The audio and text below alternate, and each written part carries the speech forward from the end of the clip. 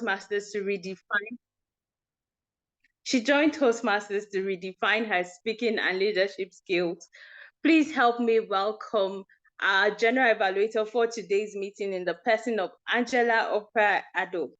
Angela, you have the virtual floor. Thank you very much, Maureen, and good evening, fellow Toastmasters and guests. I am excited tonight to be amongst the legends of the Toastmasters community, full of DTMs. And it is quite intimidating, I must say, but it's always a joy to be on such calls. Today, I'm going to be the general evaluator. I am going to look at this meeting, all the aspects of our meeting, especially with regards to our time. Because this meeting is so special, we will not have the usual tag team, which is the team made up of the timer, our counter, and grammarian. So I will be the one looking out for all the aspects of this meeting. At the end of the meeting, I will come back to give my thoughts on how the meeting went. Thank you very much, and back to you, Madam Toastmaster of the day. Thank you so much, Angela. And indeed, I feel intimidated myself, but I'm super glad that I get to listen to all the amazing lineup, just like you. Our timer for today is a civil service professional at the Ghana Ministry of Lands and Natural Resources, and he's a member of Orators Court Toastmasters Club. He loves listening to music and watching sitcoms. His favorite quote is, "Perfection is not attainable, but if we chase perfection, we can catch excellence," which is beautiful. Please help me welcome Hussein Pumaya Yakubu, our timer for today. Thank you very much, dear Maureen. As you rightly said, today I'll be playing the role of timer for today's meeting. And obviously, today's meeting is no ordinary meeting. So what we know a timer's job to be might change a little bit. So I'll just like to state the rules of timing for today's meeting. We have some 20-minute speeches that I would show 15 minutes. At the 15 minute, I'll show the green card. On the 17th minute, I'll show the yellow card. And on the 20th minute, I show the red. For most of the speeches are actually 10 minutes. So on the 7th minute, I show the green card. On the 9th minute, I show the yellow card. And on the 10th minute, I show the red card. Obviously, my role today is to make sure that we stick to time, and I do that hand in hand with the general evaluator. Let's try to keep with time for today's meeting and with all our speeches, because great speakers also stick to time. Thank you very much. Back to you, Toastmaster of the day. Awesome. Thank you so much, Hussein, for reminding us on keeping to time for today's meeting. I want to do a quick roll call on the clubs in our area, in area 33, and I want to call back our area director, to help us with that. Let's do a quick roll call so that we can see more people on the call and see who is represented. AD Peter. Okay, thank you very much. Let me start in alphabetical order. Do we have Airport Toastmasters in the house? Airport.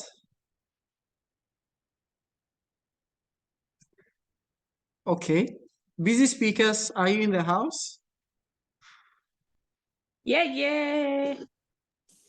Watch us do our thing. Busy speakers. Watch us do our thing. Great. Let's move on to East Legon. East Legon Toastmasters, are you in the house? Legals, are you in the house?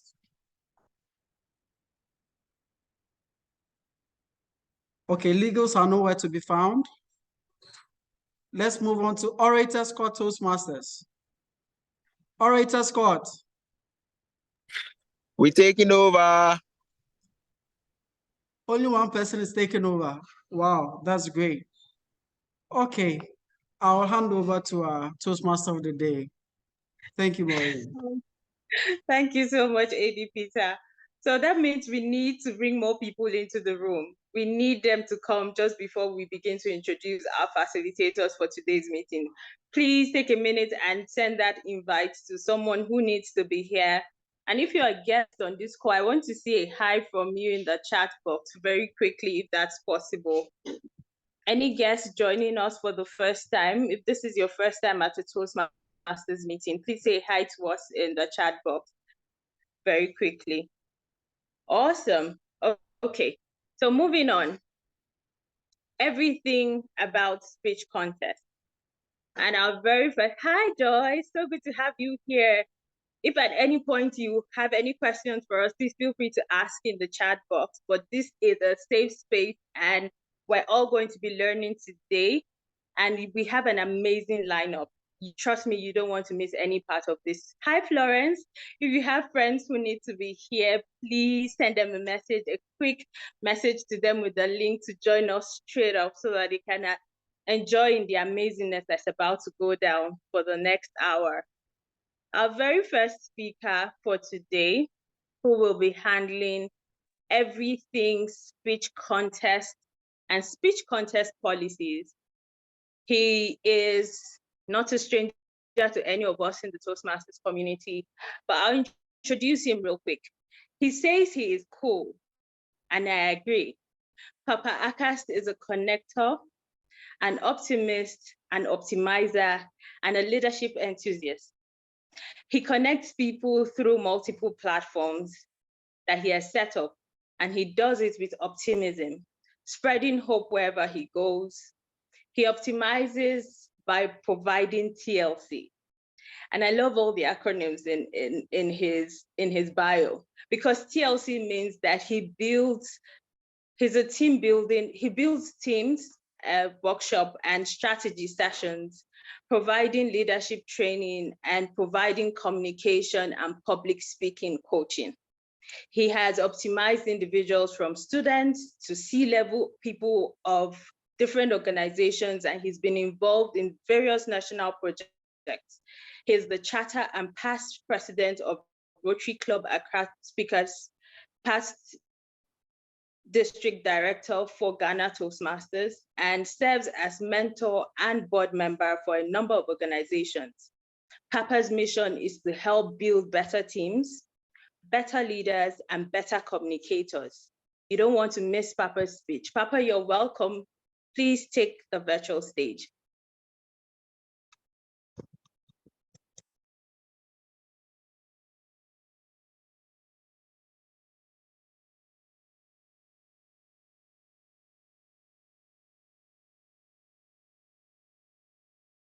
Hi, Papa. If you're speaking, you're muted.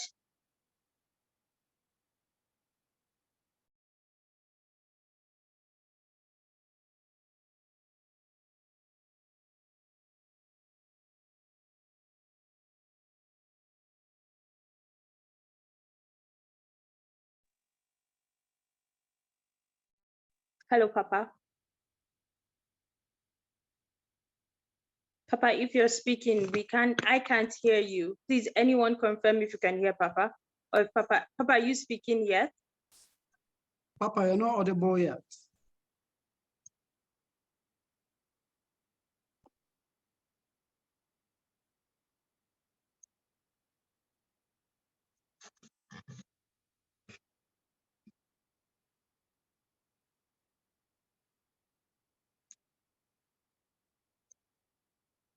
Okay, while we're waiting for Papa to come on, I saw some charts, just trying to see that.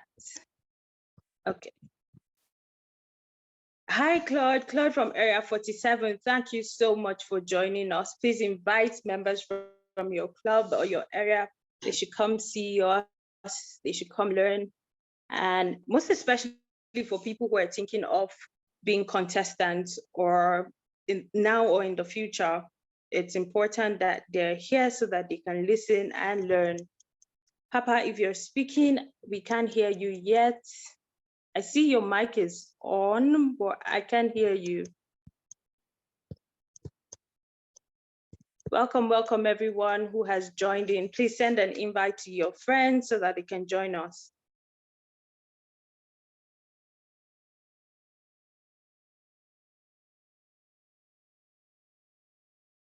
Hi, Papa. Eddie, what do you advise? Okay, so I'm tempted to drop him off and re-add him. Okay. Which I think that should be the best. So let me do that quickly. So we give him a minute? Please. Okay, sure, absolutely. All right. So I'm tempted to call on, saw some amazing names early on. Joyce, you said this is your first time. Would you please indulge me? I'm turn on your mic. Let's hear from you real quick, if that's okay. Hi, Joyce. Hello.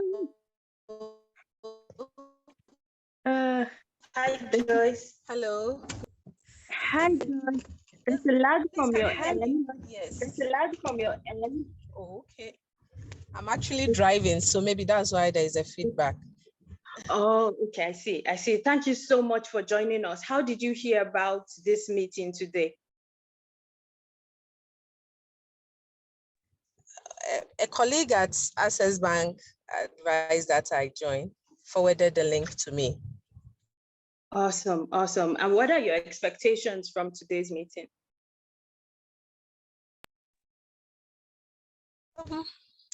This is the first time I'm actually joining a Toastmasters meeting, so I'm here to learn from all the big people on this platform, and I'm sure it will help determine me joining Toastmasters.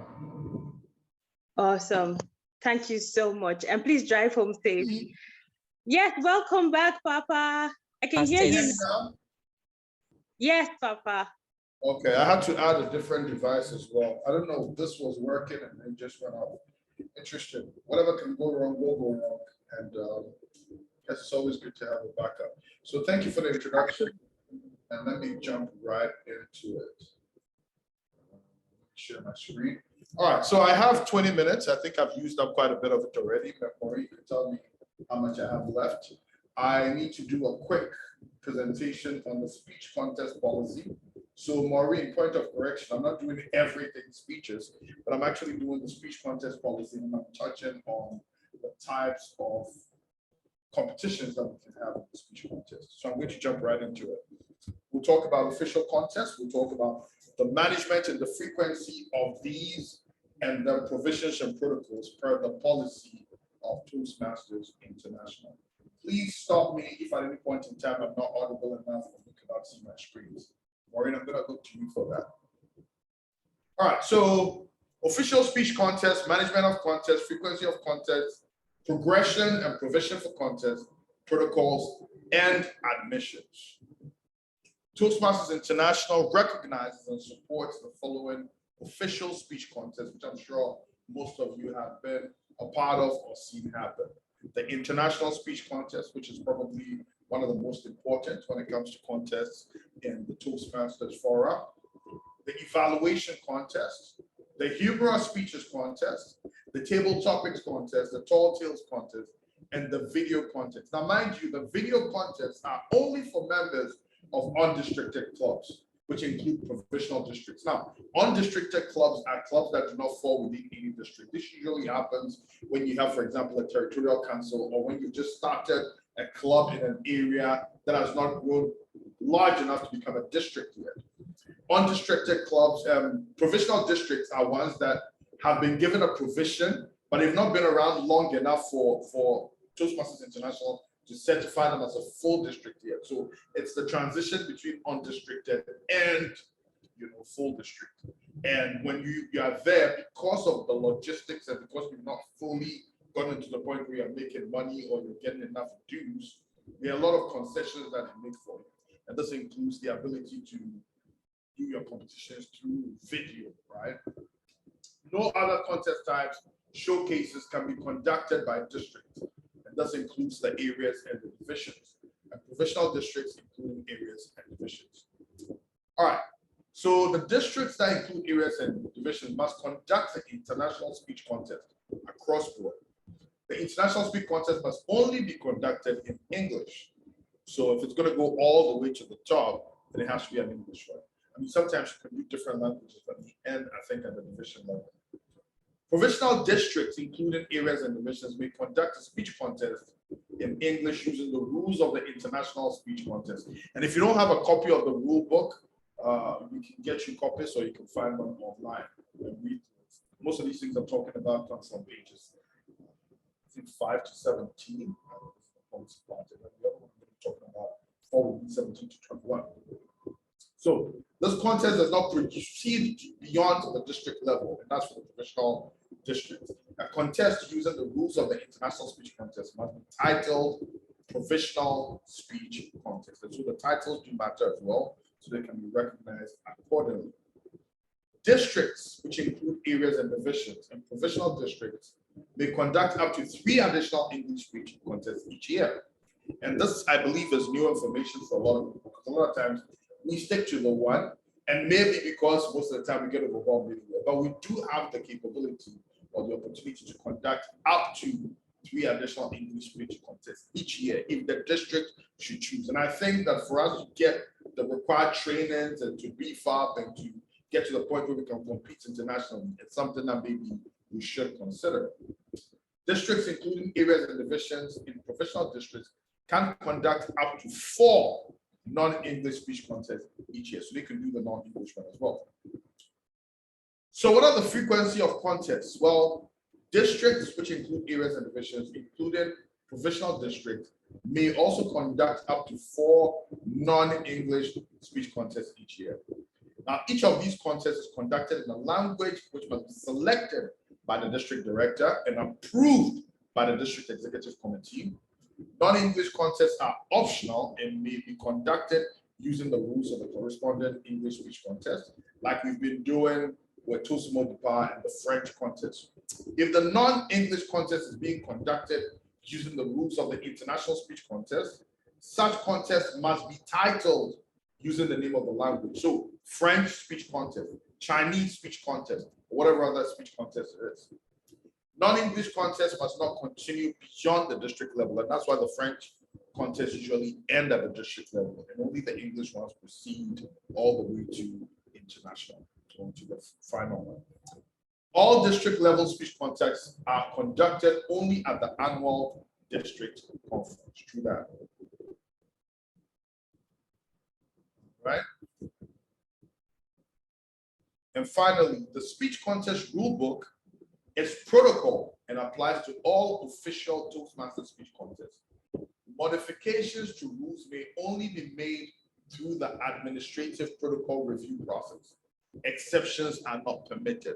So if we want to see some rules changed or we're not happy about some rules, there's an administrative protocol process that you have to go through. And that has to go all the way to the top. And they have to review it internationally before that can happen. So for those who sometimes are not too happy with the rule book, these are the processes with which we can change or add. And not much has been changed since I joined Toastmasters, which is close to 12 weeks now. Individual admission fees to a contest may be charged. Now this is very careful. Let's listen to this very carefully. Individual admission fees to contests may be charged to audience attendees and contest officials. However, contestants shall never be charged a fee to compete in a contest, nor may clubs be charged a fee to send a contestant to contest. So if you've ever had a contest where a contestant has had to pay to come for the contest, or their club have had to pay for them, we need to stop now because that is not permitted. The club contestant must come for free. Everybody else, we could charge depending on what's going to be. All right. So that's it on the policy. If we have any questions in the chat, Maureen, you can read them to me. Otherwise, I'll jump on to the next thing. There's none for now, Papa. Hey, what's my face doing on the screen? This looks like can you see it? My face is shaking on the screen.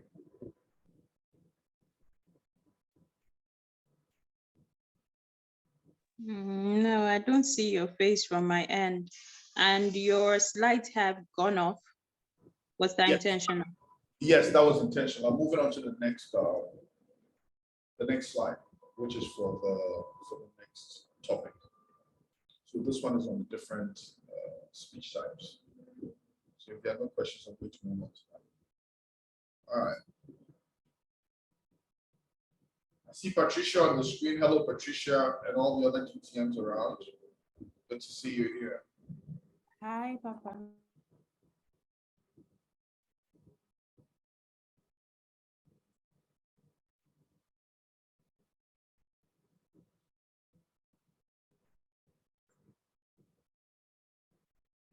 All right, so let's talk about the types of speech contests that we have.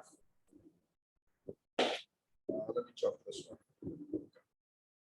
So what are the types of speech contests that we have? We have the international speech contest. We have the evaluation speech contest. We have the humorous speech contest.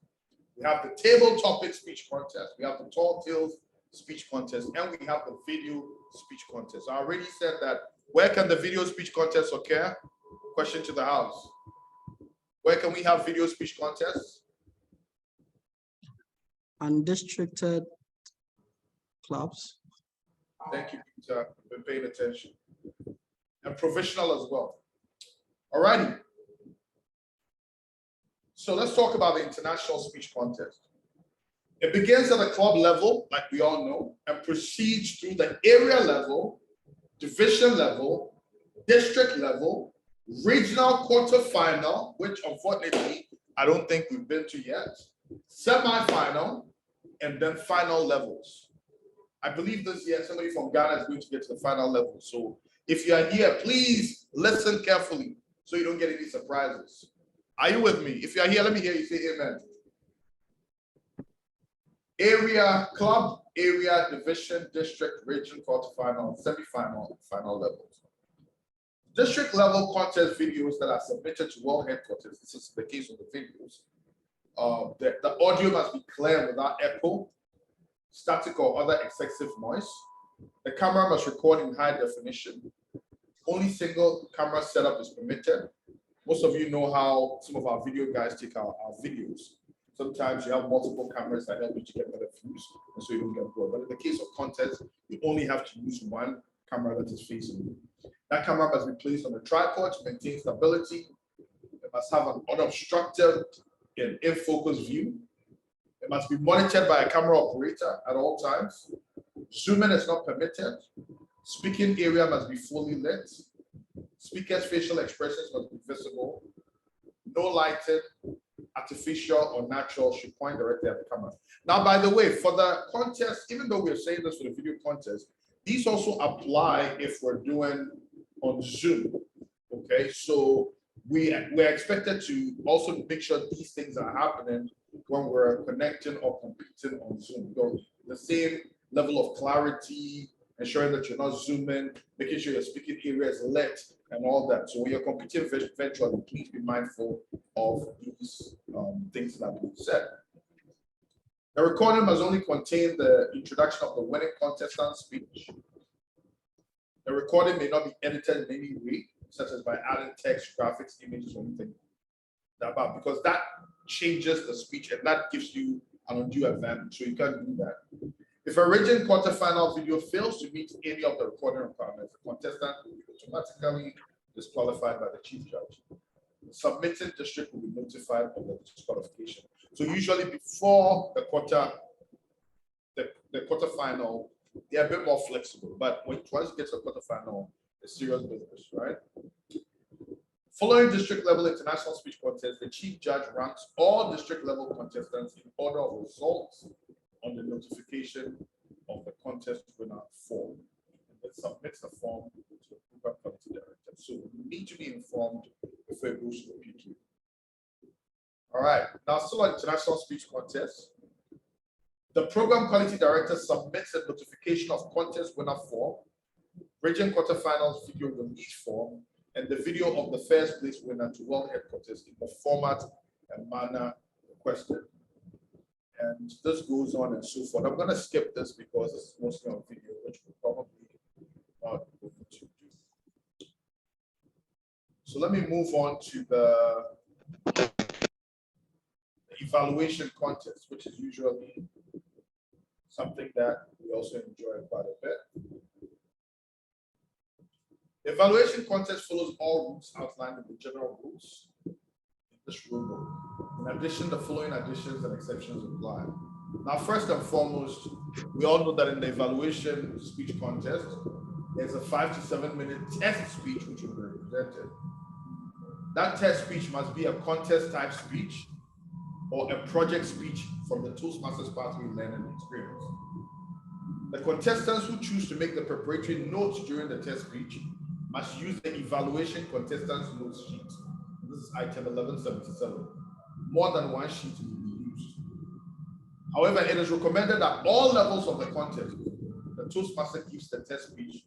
The Toastmaster given the test speech is not a member of the same club as any of the contestants. Because obviously you don't want partiality, or you don't want somebody given somebody else. You usually want to bring somebody who's not in one of those clubs.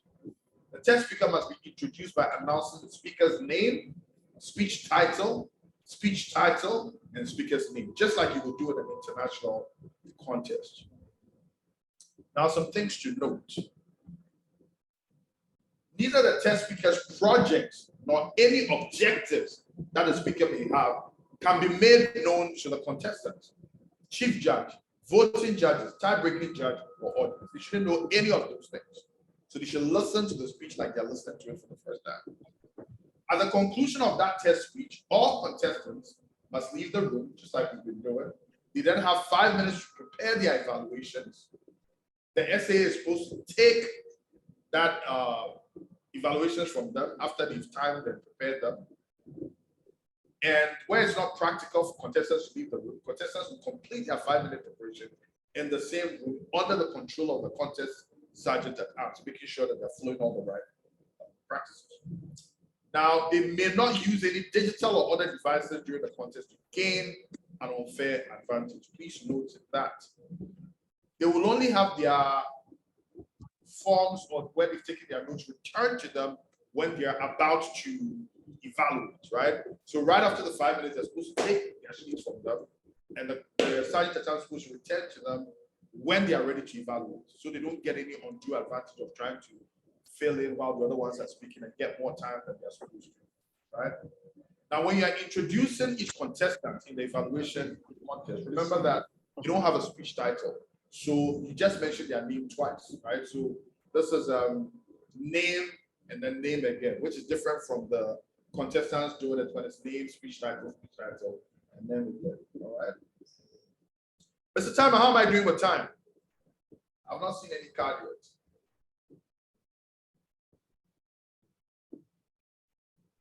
Mr. Timer, are you there? Can you still hear me? Yes, I'm here. You have 5 minutes to conclude. I have 5 minutes left for my 20 minutes? Yes, please.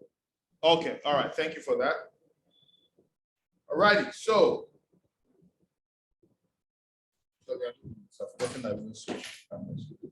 All right, so humorous speech contest. The humorous speech contest follows all rules outlined in the general rules, except of this rule book, in addition to the following additions and exceptions apply. First and foremost, the subject of the humorous contest speech must be selected by the contestant, nobody else. The speaker must also avoid potentially objectionable language, anecdotes, and material. We already know that when it comes to religion, sex, and what's the other one? Politics, just be careful around it. I won't say you can't use it, just be aware, just be cautious of your audience before you use it in a humorous contest if you have to. The speech must be thematic in nature, which means it has an opening, body, conclusion, and it should not be a monologue. Okay? All right. Table topics contest. Table topics contest follows all rules outlined in the general rules. All contestants must receive the same topic, which must be of a general nature. So everybody is going to answer the same topic. This topic is selected by the contest chair. It must be of reasonable length, so it shouldn't be a topic that is too crazy, right? It must not require a detailed knowledge. It must lead to an opinion or conclusion, right? So it has to be something that is easy for everybody to address. It shouldn't be something that is in a particular technical field that some people will get an undue advantage over others. And the contestants will receive no advanced knowledge on the topic until the moment they are introduced by the contest chair.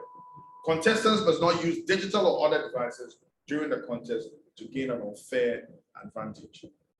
When the contest begins, all contestants except the first must leave the room and remain under supervision of the contest chair. And I'll tell you the reason we do this is because, trust me, some of us, if we see somebody else's table topics, we can quickly reword it, repackage it, and it gives you an undue advantage. So it's fair that everybody does not see the other person's own, so that it can create and do their own thing off the cuff. Obviously, if you saw somebody else's too, then you get the topic and you have an undue advantage. So introduce each contestant by announcing the contestant's name, the topic, which is the topic they gave you, then the contestant's name. And at the conclusion of each speech, the next speaker is invited into the room.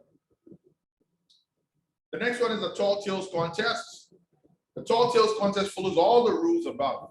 But in addition, the subject for the Tall Tales speech must be of a highly, and this is very important because sometimes we miss this, and this is where a lot of the dispute comes, a highly exaggerated, improbable nature and have a theme of plot. So any judge who's in the past judged the Tall Tales speech like you're judging an international contest, please note, highly exaggerated, improbable nature and have a theme or plot. Humor and props may also be used to support or illustrate the speech. Now, by the way, the difference between this one and international is, if you're going to use a prop, you need to let the contest chair know ahead of time. Okay? You need to let them know ahead of time. All right. Now, the video speech contest, I think we've spoken most about it, about the things that I needed. Members of unrestricted clubs, contest rules are followed as above. One speech per club may be submitted, but at this point, these don't really matter to us. If you want to read about it, there's more about it on the speech contest rule book. So I'm going to go ahead and end here and take any quick questions because my time is up. Thank you so much, DTM Papa Akas. We have a question in the chat box. Do you want me to read that out or? Please go ahead and read it to me. Give it to me. Okay, thank you so much for that very well detailed explanation on all types of speech, the types of speech contests. So this person is asking, does video speech contest mean the videos are recorded and sent to TI, meaning they are not real time? That is what it actually means. What is happening is, with this new virtual thing that came up, I don't think they've really modified the speech contest rule books yet. So this is referring to the ones that are actually submitted.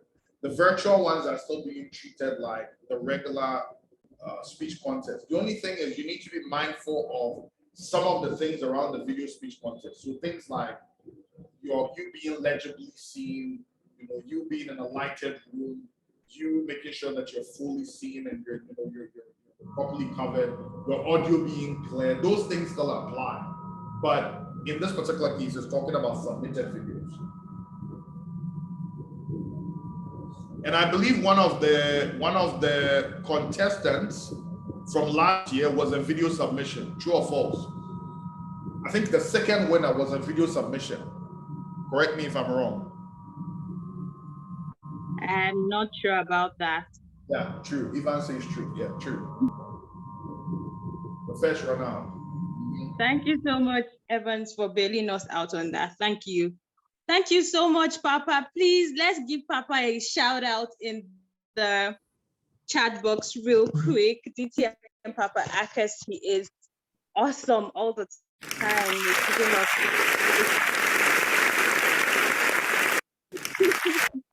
yeah. Yes, Papa, thank you so much for that. Okay, so Papa has told us everything about the types of speeches and, of course, the policies in regards to the contest.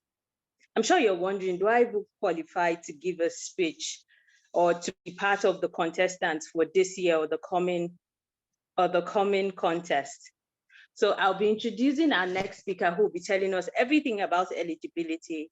And she is DTM Patricia Jifa Mensah Lakai, who is the Director Administrator for the Ghana Boundary Commissions by profession and a communication and leadership coach by passion.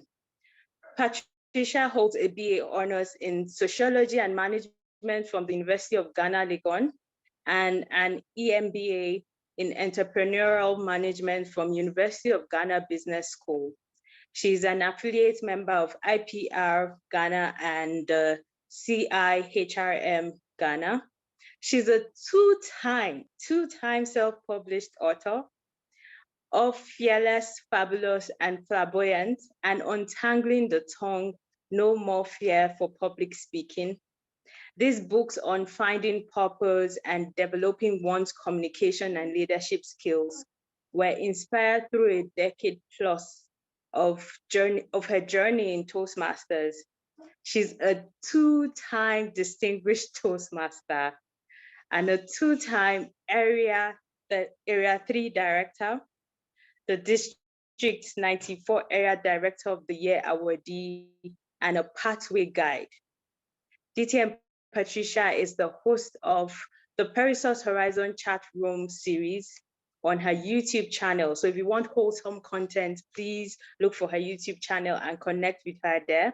She's also passionate about mentoring and coaching others to build capacity and competence that would empower them to keep soaring and scaling higher heights.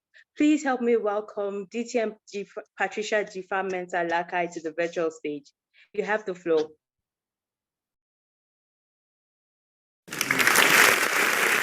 Thank you very much, Toastmaster Maureen Chukura. Good evening, fellow Toastmasters and distinguished Toastmasters. Looking at 10 minutes and what Papa did in 20 minutes, I guess I'll get right on to it.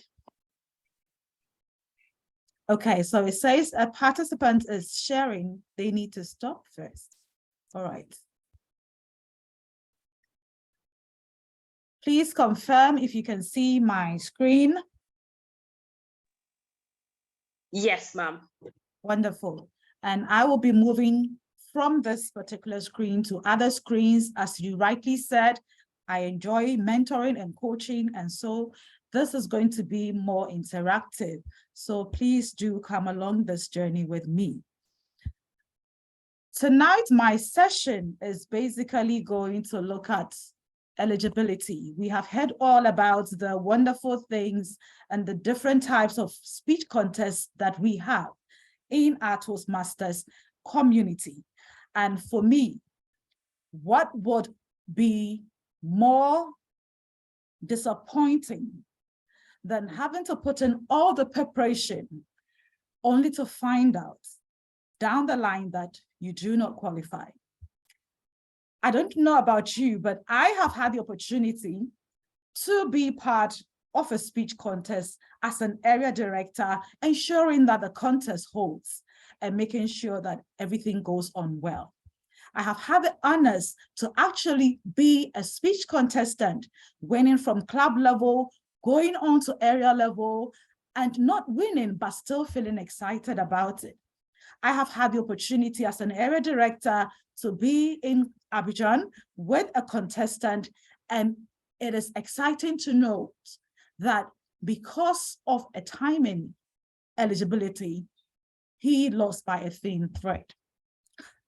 What would you say if you could have just gone on to the website, check what will let you qualify or not qualify, and be able to avoid those so that you can make it to the very top? That is what I hope tonight we're going to share. And so as we look at the issue of eligibility in Toastmasters speech contests, I want us to avert our minds to three different stakeholders. And so we have eligibility for the member, eligibility for the club. And then we have eligibility for the various role players that support the speech contest to actually take place. Let's delve in deeper. In tonight's outline, I am hoping that after this presentation, you're going to be able to One, relate on-time dues renewals to speech contest participation or eligibility. And so for those who quite remember, when I was an area director, there was that strategy to always make sure that people are doing something at the club level before a certain time. So think about it, we'll come to that. And then I hope that at the end of the session, you would be able to use the TI website to locate the speech contest rulebook. You know, I love letting people not just have the fish, but teaching you to fish. Okay, and then how to use the contest rulebook to identify the eligibility guidelines, because we can't absolutely do all of that in 10 minutes. And I hope that at the end of the session, you are also able to guide others, whether it's a member from your club that you want to encourage to take on roles as a chief judge, contest chair, or contest role player. You should be able to pass on this learning to them. And then I hope that at the end of the session, you would also be able to know how you can find these forms and help everybody go through these ethical conducts so our speech contests are successful. And there's this easy tool that can actually give you all of this information at a click of a button. And I hope that we'll get to that point and I show you that little trick. So now, I didn't want to show the screen first. I want this to be a bit interactive. And so can somebody tell me the reason why it is so important for us to relate on-time dues payments to speech contests? Okay, my daughter is trying to interrupt.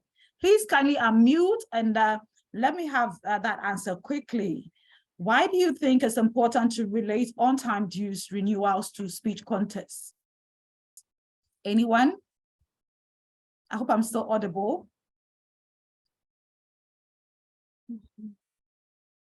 Yes, ma'am. Yes, so why, could you tell us why it's important to relate on-time dues renewals? I see something in the chat, so let me go there. Eligibility, okay, wonderful. That is true. And so you would realize that, as I mentioned, we have eligibility at the member level and then also at the club level. One needs to be a paid member, whether at the club level, within the area, division, district, so that they can be eligible to compete.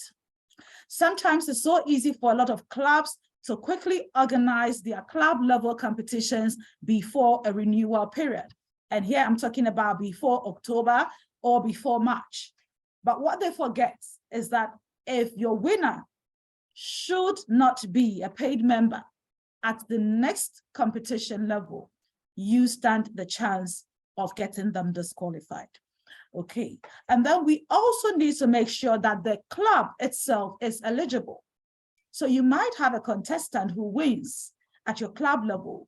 They have qualified as an individual. But then if after the month of October, for instance, or the month of March, for example, if your club does not have the paid minimum of membership, then the club in itself, as a stakeholder in this speech contest season, does not qualify to offer a member for that particular contest. And so it's so important for us to maintain eligibility at all levels of the contest. Now, one would say that for Christian, if you want guidelines, tips, how do you guide yourself through life, etc., you go to the Bible. For those in our organizations, probably you go to your SOP. For us in Toastmasters, the source for us to get a lot of these information so that we know whether we are eligible or not eligible is the speech contest rulebook. And here I want us to go onto the Toastmasters website so that we're able to find out how we can exactly, after this presentation, be able to locate the speech contest book. One trick to know which particular manual or contest book is in season is for you to recall who in that previous year was the winner for the speech contest. And as we all know, she came from District 74. And once you see her picture, you know this is the one I should look for.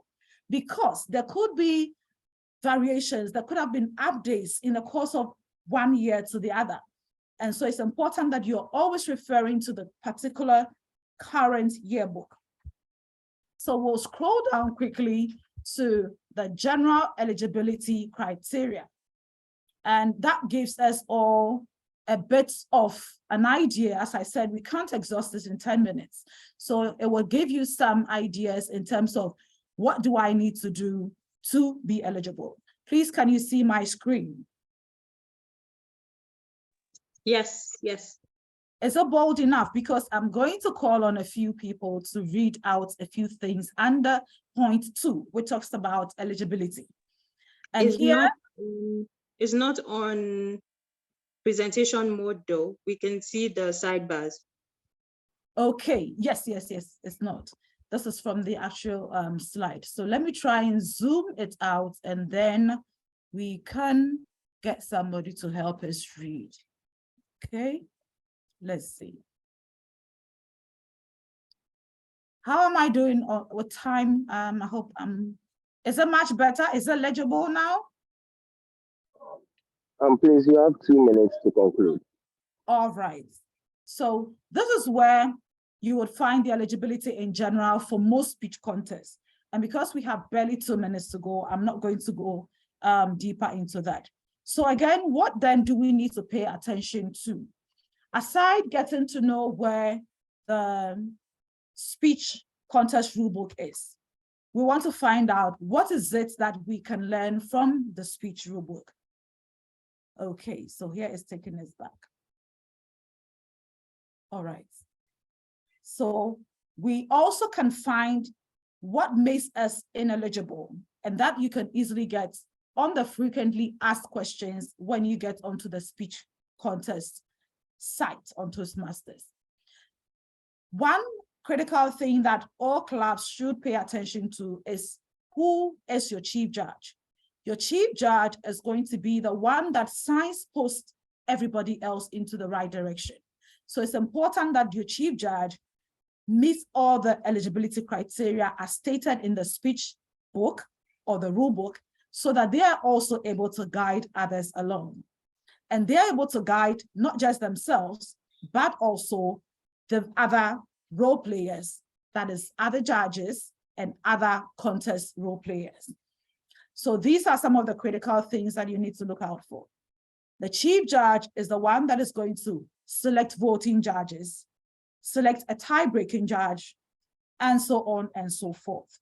And so I hope that after the session, you are able to locate this book and go through these eligibility criteria. Now, one bit about the training that I need to also pass on to you is that it follows a progression. So for instance, if you are in Division M, you must make sure that you're participating from your club level. If you are in Area 31, then it means that you can contest from your club level to the area and then wait for other contestants from the different areas to join you on the division platform. If you're able to do all of this successfully and you turn out to be the winner, if it is in the international speech contest category, it can take you right through the district level and then onto the World Championship of Public Speaking stage. And who knows, we might see the rulebook having your face on it. And I look forward to that period where we can celebrate one of our own as a World Championship of Public Speaking. That can only be done if we pay attention to these eligibility criteria. And so I hope that you are going to take this next step and make sure that before your club goes into another speech contest, you are mindful of the fact that the celebration is important, the jubilation is important, but we must avert our minds to whether or not we are eligible, not just as individuals, but as a club, and then the area, and then the division, go on to district, and voila, World Championship of Public Speaking. Over to you, Toastmaster Maureen. Thank you.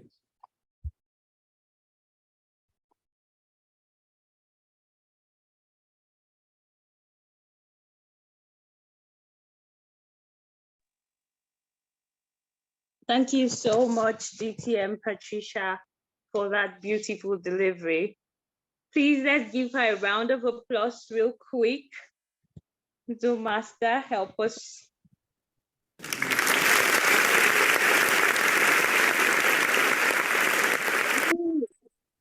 Thank you. Yes. And I see my next speaker already. I'm super excited to introduce our next speaker.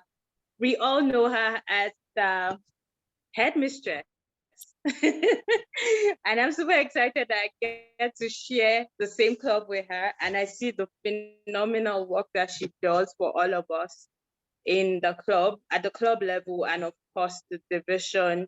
And she will be helping us today to talk about selection sequence.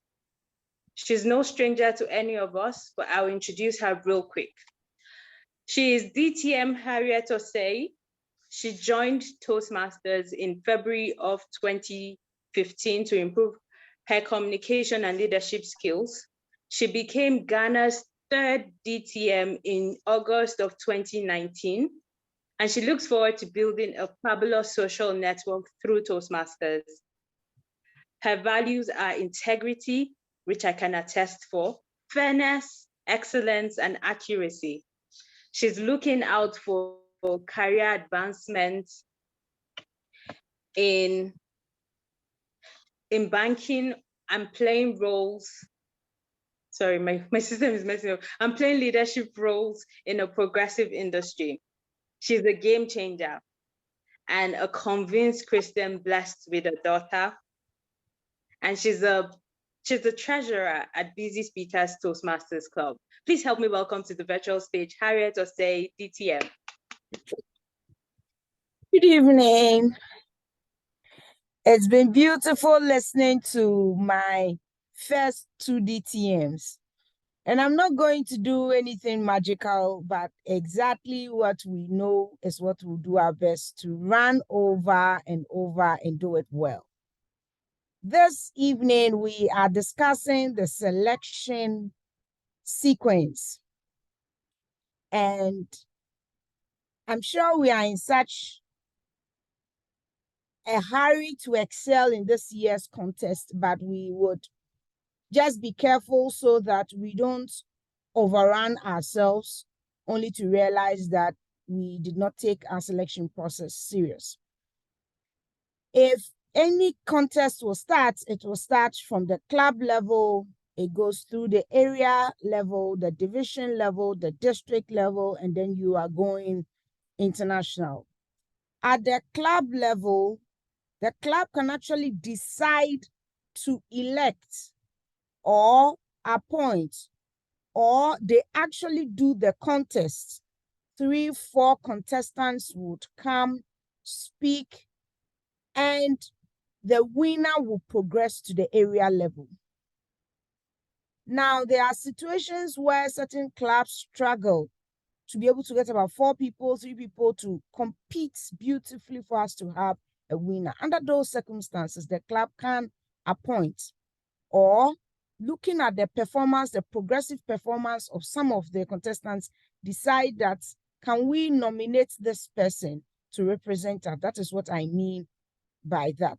Now, the club, like we have heard earlier on from DTM Patricia, the club must be legible. So if the club is not in good standing, or the speaker or the contestant is not in good standing, it is really pretty much a waste of everybody's time. Now, from the club winning level, you go to your area, you go to the division, and then you go to the district levels. There are circumstances where we have less than 4 clubs in an area, less than 4 areas in a division, less than 4 divisions in a district.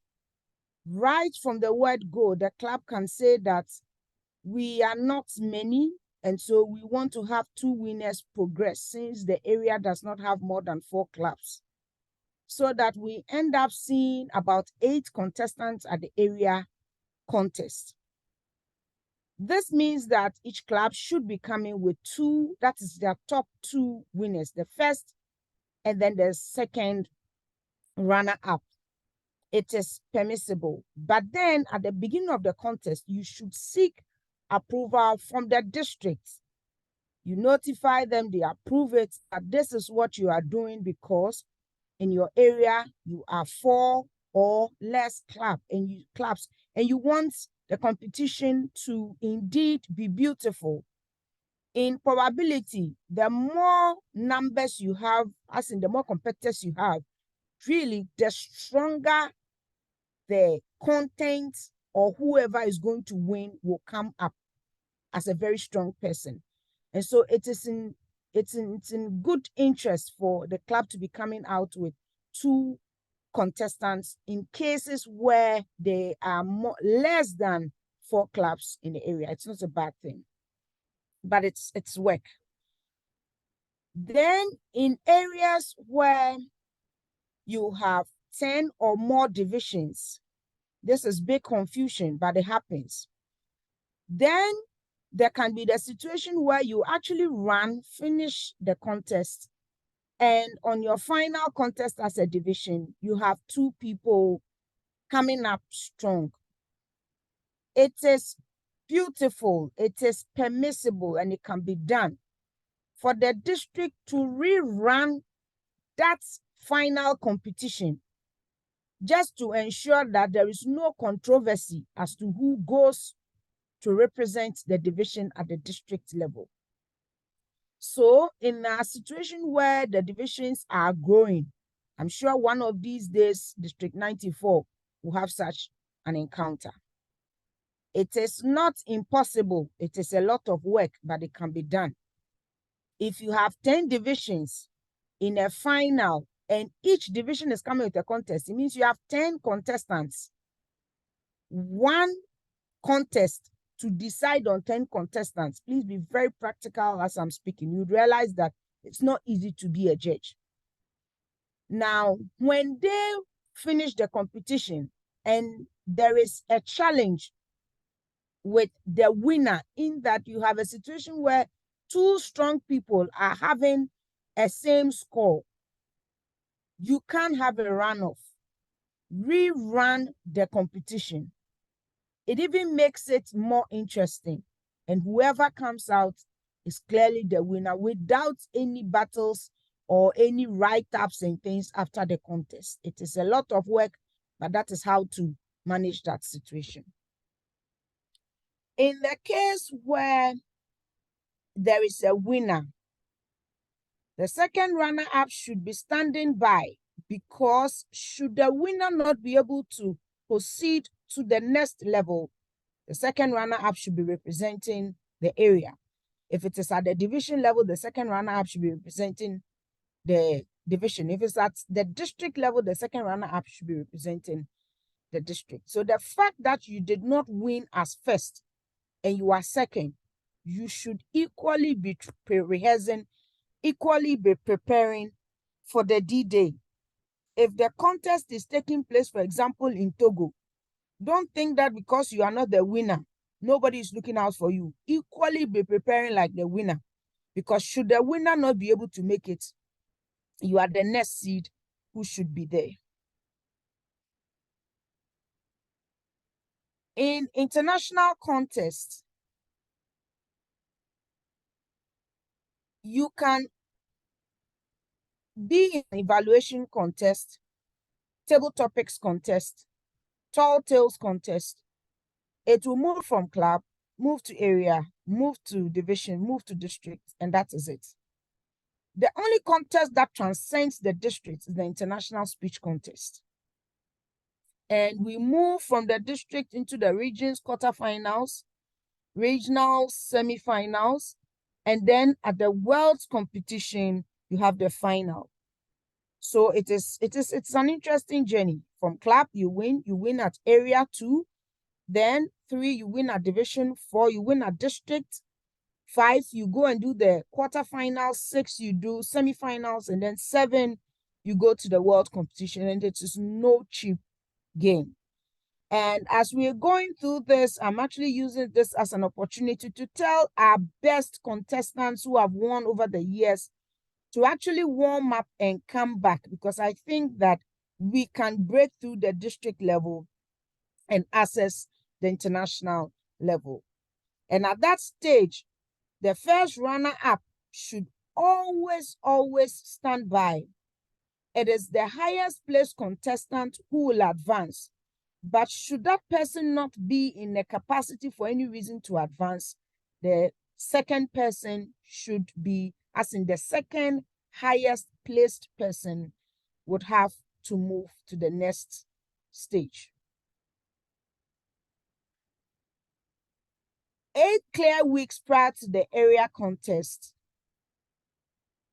when you know that you have less than 4 clubs in good standing, you are allowed as a club, like I said, to pick your contestant to go and compete at the area level. Don't wait for the competition to come and then you say, we don't have a contestant as a club. It will not be accepted. If you have a situation where the club has charted, the club qualifies to take part in the area contest. And the chartered club at best should do their contest.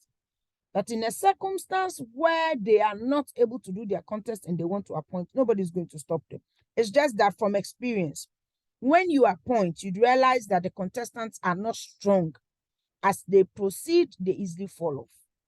So do your rehearsals well, do your preparations well, make sure that you are reading the contest book and you are falling in line.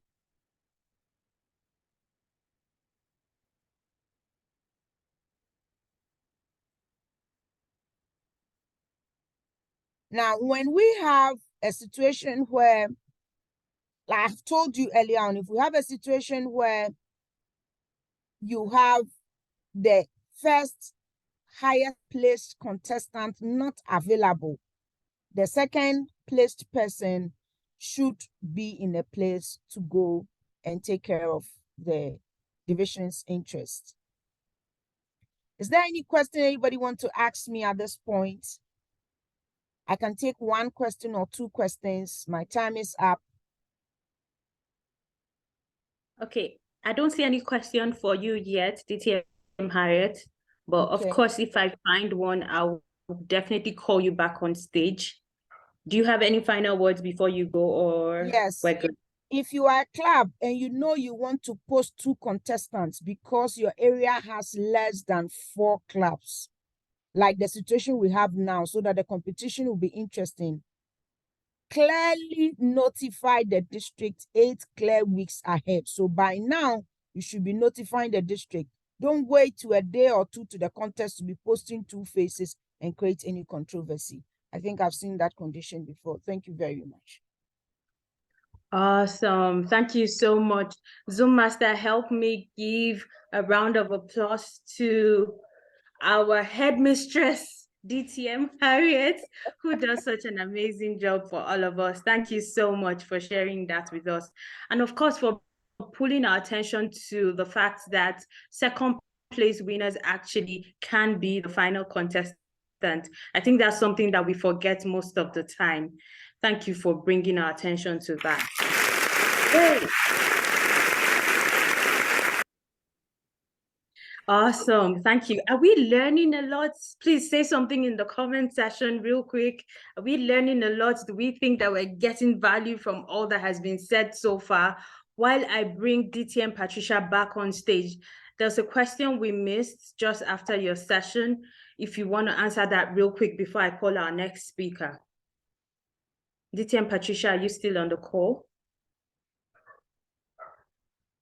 Okay. I don't think so. Okay, nice. Thank you. We missed this question. Someone was asking when you finished your session, and the person said, if my club is made up of 6 paid members and I am one of the 6 paid members, am I eligible for contest? Thank you, TM Maureen. If your club is made up of only 6 paid members, unless you are a dual member of another club that has the minimum eligible membership to get the club eligible, then you cannot contest, unfortunately, because that means that the club that you wish to represent is not eligible, even though you are paid. So it is recommended that before the contest season.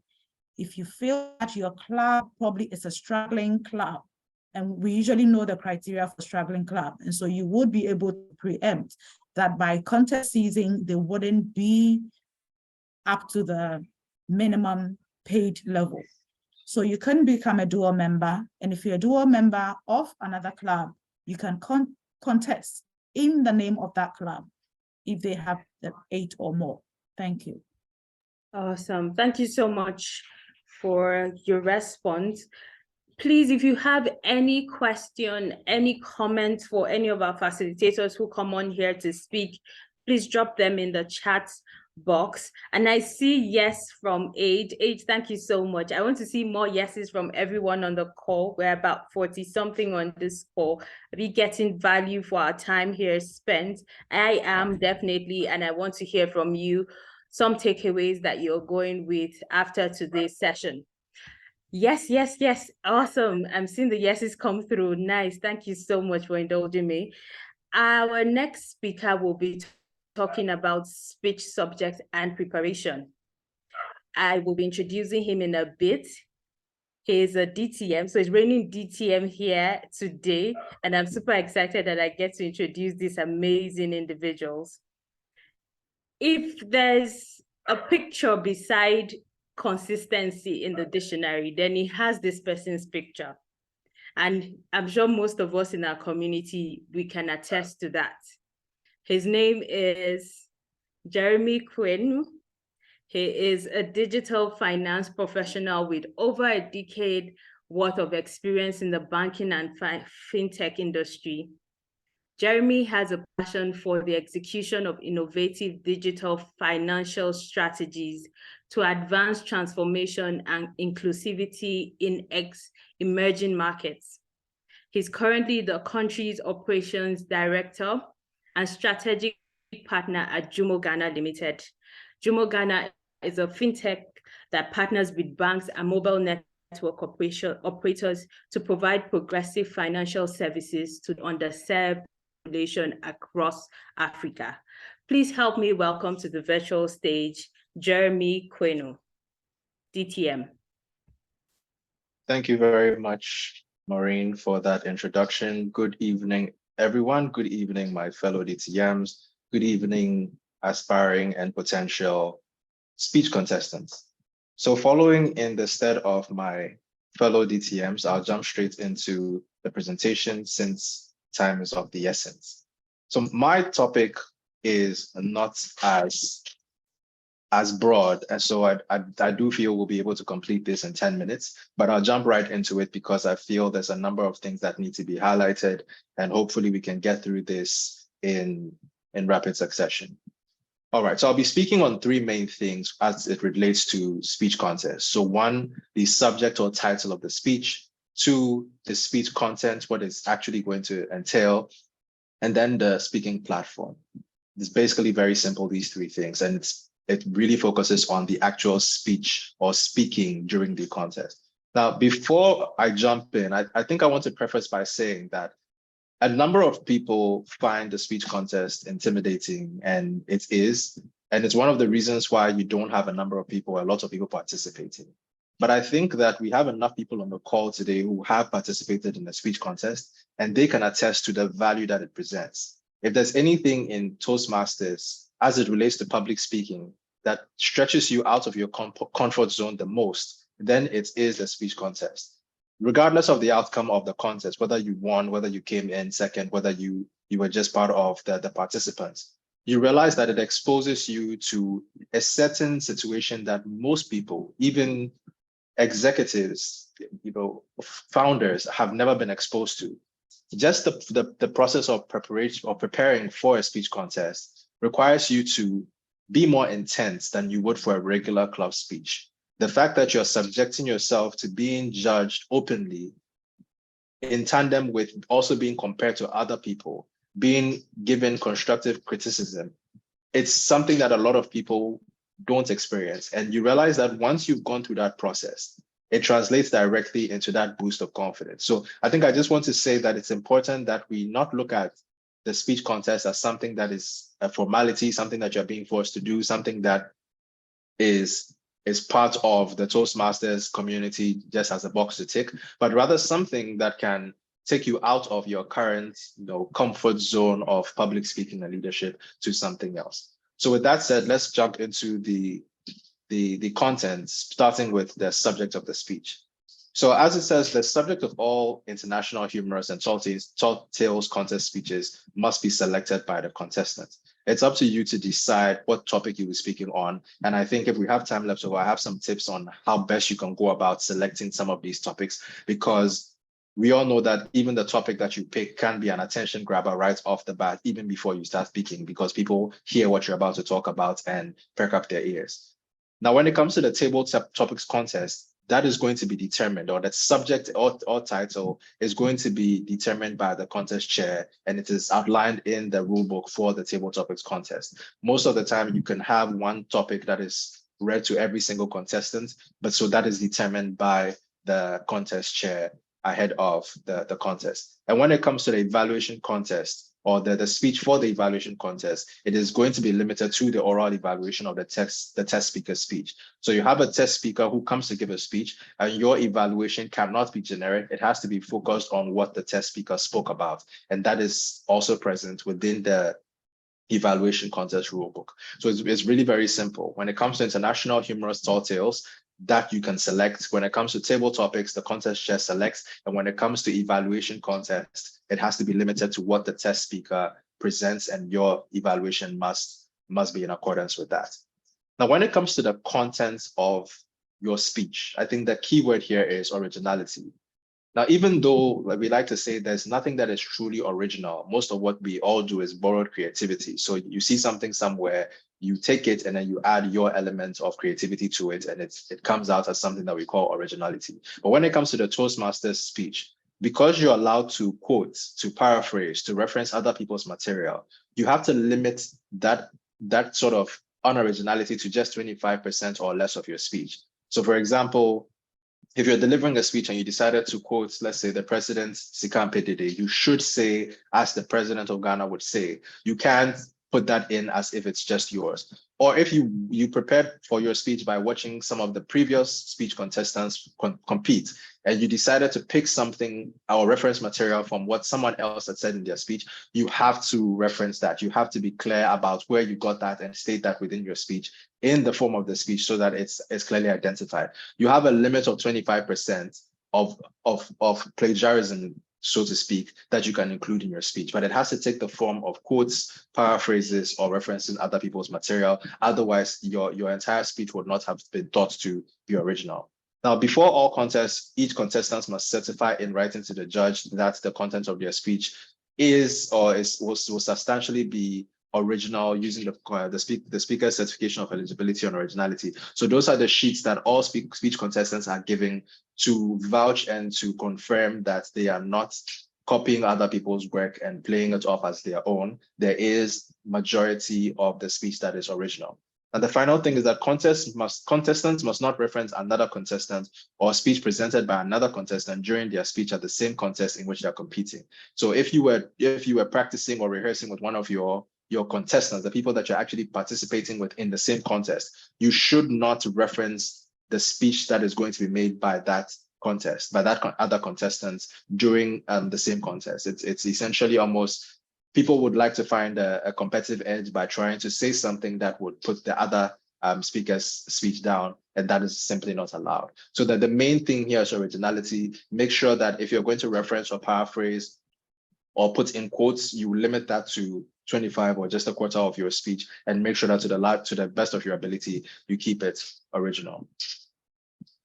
Then finally, you need to be cognizant of the platform or area that you're speaking at. So all contestants, the voting judges will all be advised of the speaking area before the contest begins. In this period where we have hybrid meetings, we have virtual, we have physical. When it's a physical meeting, we know that you're going to be on the stage. When it's a virtual meeting, we know that it's going to be via Zoom or via any of the online video conferencing tools.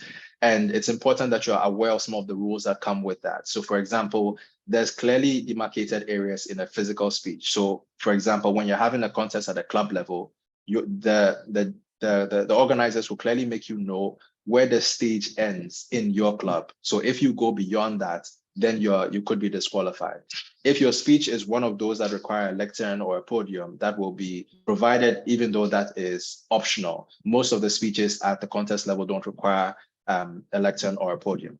And all equipment all equipment will be made available for contestants to practice with prior to the contest. There are certain speeches that require you to use props, as Papa mentioned, and you need to be to make sure that if it's the international speech contest, you report that you're going to use a prop. If it's any of the other contests that you're going to use a prop, make sure that the speaking area you're familiar with. It's always advisable to show up there early so that you familiarize yourself with that.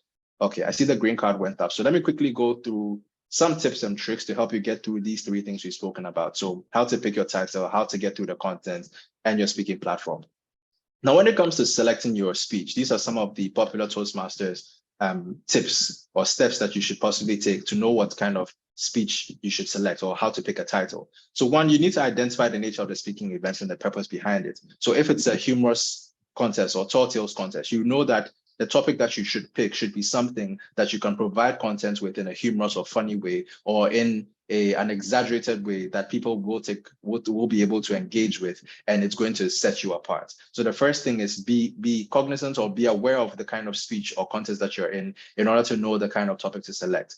Now, one of the other things that you need to do is think of your personal interest, knowledge, and experience. It's so much easier to deliver a speech based on experiences, interests that you have, because then it's not so rehearsed, then it's not so memorized, because it comes naturally to you, because it's something that has actually happened or something that you're interested in, so it's easier to talk about.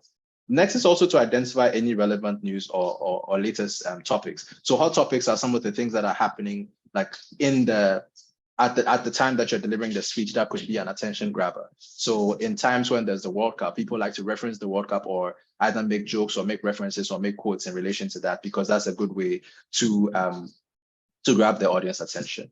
Brainstorming all possible ideas, I think that goes without saying. After the brainstorm, then you shortlist to what you feel resonates with you the most and that you'll be able to go ahead with. Then you make the decision and commit to it. The next thing that I think is important to highlight is that apart from just preparing, you need to know the criteria by which you're going to be judged. You might know everybody in the audience, you might know your club, but the people who are going to determine the outcome of the contest are going to be the judge. So you need to know the criteria based on which the judges are going to evaluate you, so that you focus your energy in the right areas. So depending on the speech that the contest that you're participating in, you will always have access to the judges' guide and ballot. And I implore that you take a look at that and make sure that you are fully aware of the criteria and you structure that into your practice. Then the last thing is preparing for your speech. It's always great to rehearse. Now that we even have virtual contests, you can record yourself, because most of the time you can do a recorded submission. If you have a mirror, practice in front of the mirror so that you can give yourself real-time feedback.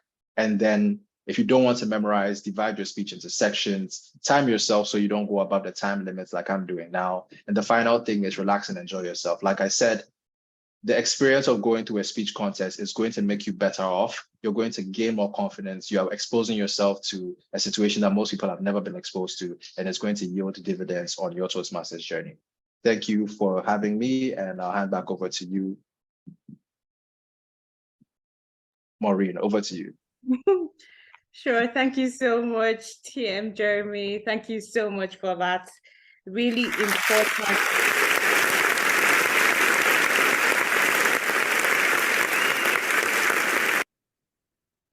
Yes, it's really important. And I like your last point about make sure that you relax and have fun through the process, which is not something that comes really easily for most contestants. And so thank you for reminding us to do that. Our next facilitator on our lineup today is someone who I see as a support for a lot of us in the Toastmasters community. And he'll be telling us everything about general procedures. He's none other than DTM Anthony Safo, who is enthusiastic about learning and exploring. He's also a member of Jolate Toastmasters Club. Please help me welcome to the virtual stage, DTM Anthony Safo. Anthony, you have the virtual floor. Thank you very much, Maureen. Mr. Timer, kindly advise when you'll be showing the green card.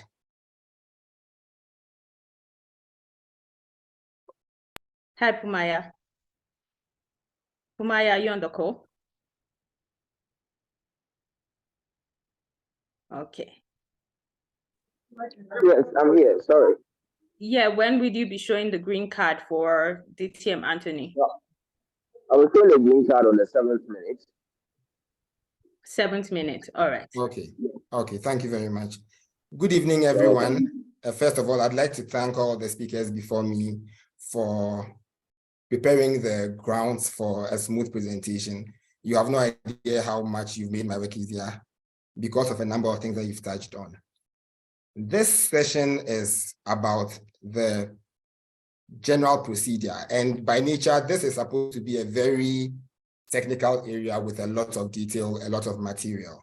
Now, because of the nature of the material, I realized that if I go through it the way it's supposed to be presented, none of us would remember anything I said. When it's time for a speech contest, we'll still have to go back and look at the rule book. So I have selected the part of the rule book that most confuses people, so that at the end of this session, you would have an idea of what, you would have a clarity about those confusing areas, so that when you go and refer to the rule book and you face those difficulties, you have those answers. So that's the direction we're going to be going to today. We'll start with the rules of and the rules governing contest officials. So for every Toastmasters speech contest, there's a contest chair. Now the contest chair is in charge of everything. The contest chair prepares the ground for the contest, announces the results at the end. But what we usually see is the emceeing part of the Toastmasters, of the contest chair's role, when they come and then they introduce the speakers and all of that. The thing is, most of the work happens before and after the contest. Now, most contest chairs would take up all the roles and play them. And so we see them when they are being MCs at the speech contest. But some contest chairs decide that I know I'm meticulous, I know I'm organized, I know I can organize this speech contest, but when it comes to the MCing part, there might be 1 or 2 people in the community who would make it more exciting. So the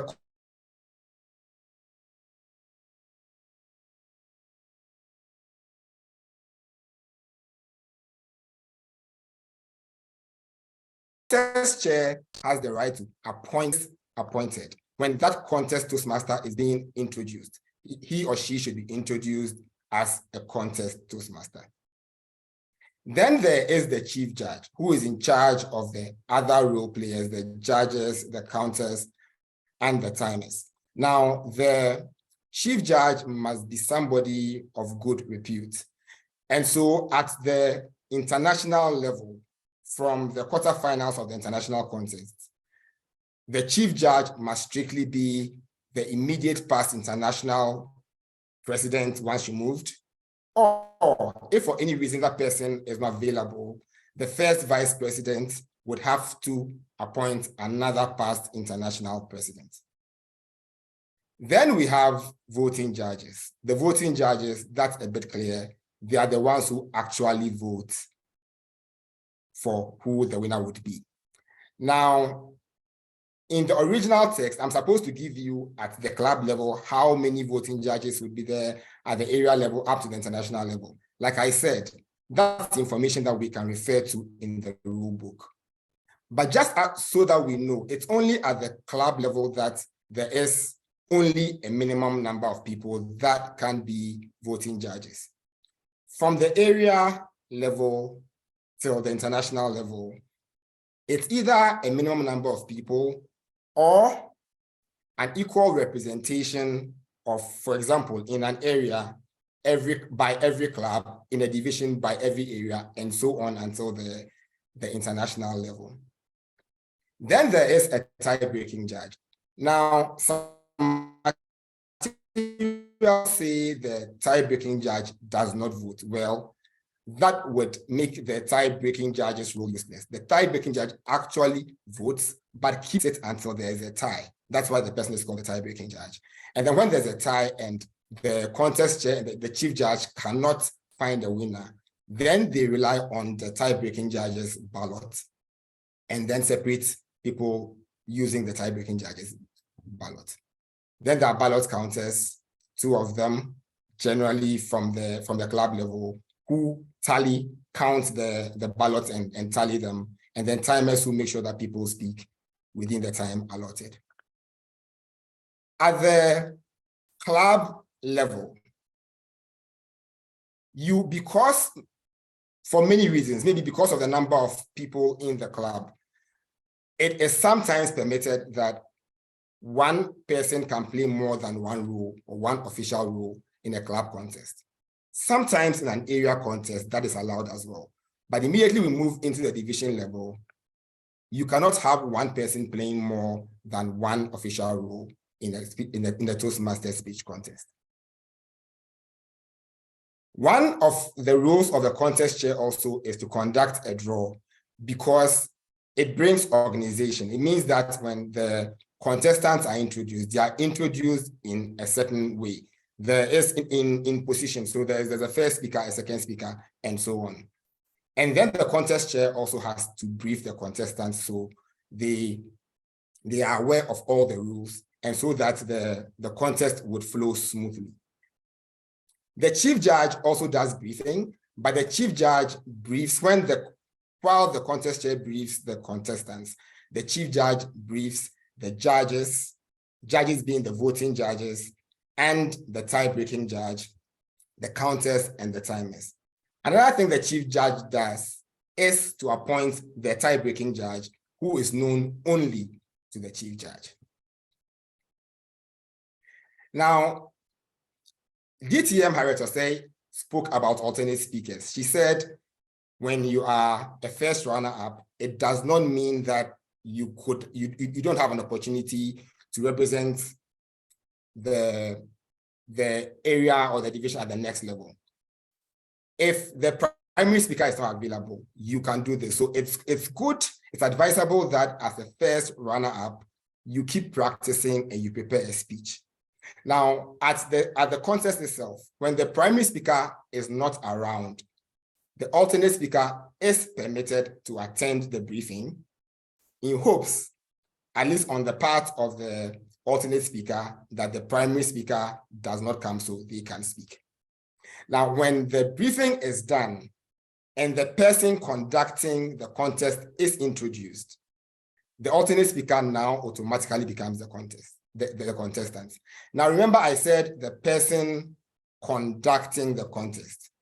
Remember before then I said it's either the contest chair doing the MC work themselves or an appointed contest Toastmaster. So whoever that is, once that person is introduced, the primary speaker loses their place and the alternate speaker now becomes the official contestant.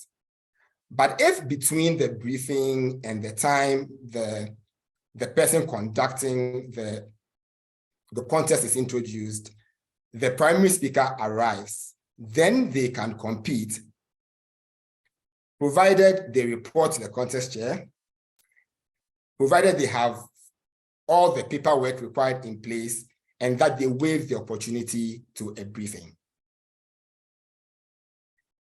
At various speech contests have ways of introducing people. I think this is something that we are all conversant with.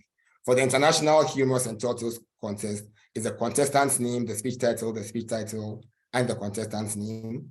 For the table topic contest, is the contestant's name, the topic, and the name.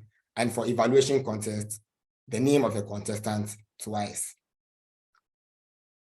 I think it's Papa Akest who said that for the International Humorous and Tales contests, all the contestants can stay in the same room, but for the evaluation contest and table topics contest, so that there's no cheating, they have to go out so the preceding speaker finishes before they can come in. Now, for physical meetings, they actually need to go outside the room, but for virtual meetings, then they are taken out to what is called the breakout rooms. Now, for results to be valid, ballots should be valid. And for a ballot to be valid, the judges should complete it, sign it, and print their name on the ballot. Now, there's a top part of the ballot and a bottom part of the ballot. Nobody, not even the chief judge, should see the top part of the ballot. So the judges, the voting judges, should tear off the bottom portion, destroy the top part, and give the bottom portion where they have rung the speakers to the chief judge. And the ballots should be personally collected by the chief judge. Timers complete the time record sheet, agree on the times, and then hand it over to the chief judge. Then the ballot counters and chief judge in a physical meeting would leave the room to a counting room. And in a virtual meeting, the ballot counters, the judges will send their ballots to the ballot counters and the chief judge, and the ballot counters will send their tallies to the chief judge for tallying. Like I mentioned earlier, when they go to the room to count, they score 3 points for everybody who has been ranked first place, 2 points for everybody ranked second place, and 1 point for everybody ranked third place. And in the event of a tie, the chief judge will consult the tie-breaking judge's ballot. Once all of this has been done, results will be handed to the contest chair by the chief judge, and the chief judge would announce the results. In a contest with 3 or more participants, you announce in reverse order. Third place first, second place second, and then the first place. Sometimes, so that the results, the announcement is exciting, people would announce the third place and go ahead to announce the first place because we would know the second place anyway. But these are what the actual official rules are. And then where there are fewer than 2 participants, the second place winner is announced first where applicable, and where there's only one contestant, the first place winner would be announced straight away. And once results are announced, they are final. Unless immediately after, either the chief judge or the ballot counter or the timer realizes that there was an error and corrects it right away. In that case, the results can be overturned and re-announced. Apart from that, the results are final. And that brings us to the end of this session. If there are any questions, I'll take them. Thank you so much, DTM Anthony Safo, for that beautiful presentation. In fact, I didn't even know that you could have a contest table Toastmaster. Thank you for educating us on that.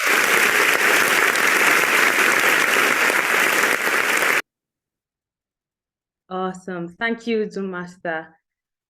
I don't see any question for you yet, but I'm hoping that we will have some come through in the question and answer session later on. Okay. I see a question from Salom Jide. Salom says, could you please go over the order of announcement of winners? DTM Anthony. Salom, where there are 3 or more contestants, you announce third place, second place, first place. Where there are 2 contestants, you announce second place and first place. And where there is only 1 contestant, of course, you just announce that person as the winner, as long as they were not disqualified during the contest. Thank you. I hope, Salom, you have clarity now. To take us through the next session on timing of speeches is our own division director for Division M. She is a young lady with high aspirations and ambition of making a difference in the world. She's an entrepreneur, a visionist, IT administrator, travel and tour consultant, journalist, and a public relations consultant. She's an experienced revenue management officer with a demonstrated history of working in the airlines and aviation industry, skilled in crisis communication, event management, editing, journalism, training, and media relations. She's a strong operations professional with a Master's of Arts focused on communications from the University of Ghana, Legon. Elizabeth Sasu DTM is a CEO of Aviation Aerospace International Limited and Tiger Base, the founder of EFA Modern Montessori School, co-founder of Aviation College and Professional Studies, the organizer, programs director, and public relations officer of Ghana Association of Aviation Training Organization. She is the host of On the Spot, #Aviation Canteen Show. Elizabeth likes to help aspiring aviators understand the industry and decide on the right field in the industry they want to pursue.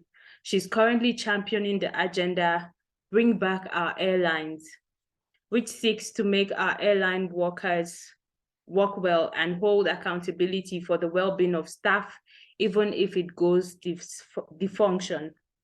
She loves aviation with a passion and hopes to be instrumental in making Ghana an aviation hub in West Africa. And I say amen to that.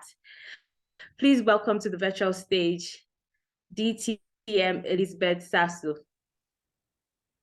Thank you very much, Tia Maureen. And thank you, fellow DTMs and fellow Toastmasters on the call today. I'll be taking you through timing in speech contest. AD, kindly share the screen for me. Okay, Didi, a moment. As we wait for our AD to share the screen, we all should understand that as Toastmasters, as communicators, timing is very vital to everything that we do.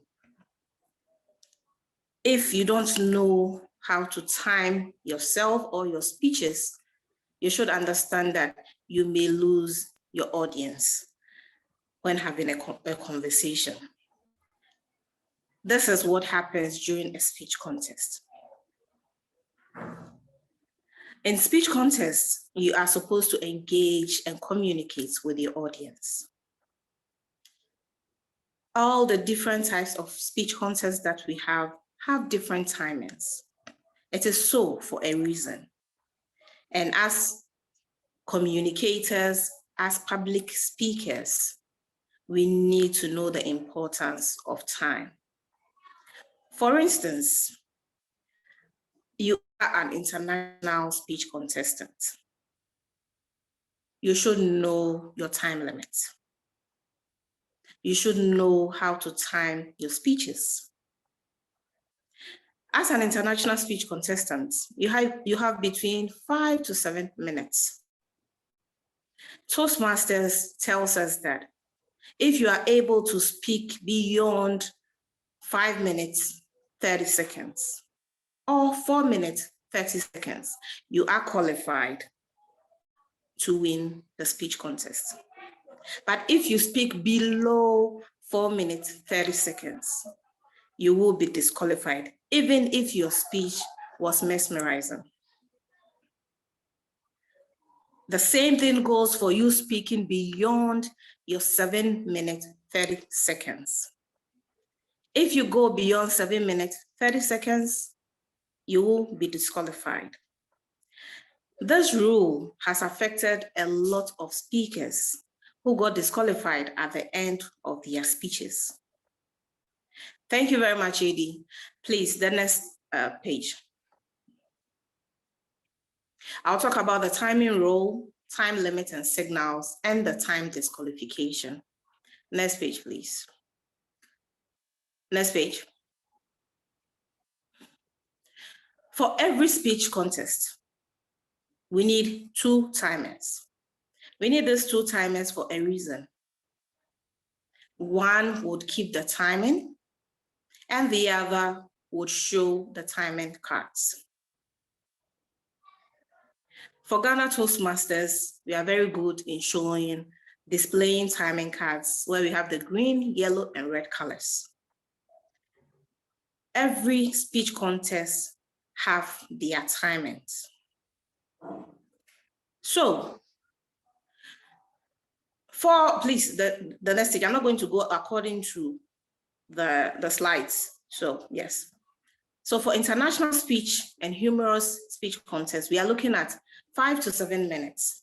In this 5 to 7 minutes, every timer needs to know that when the speaker speaks for 5 minutes, the green card has to be shown.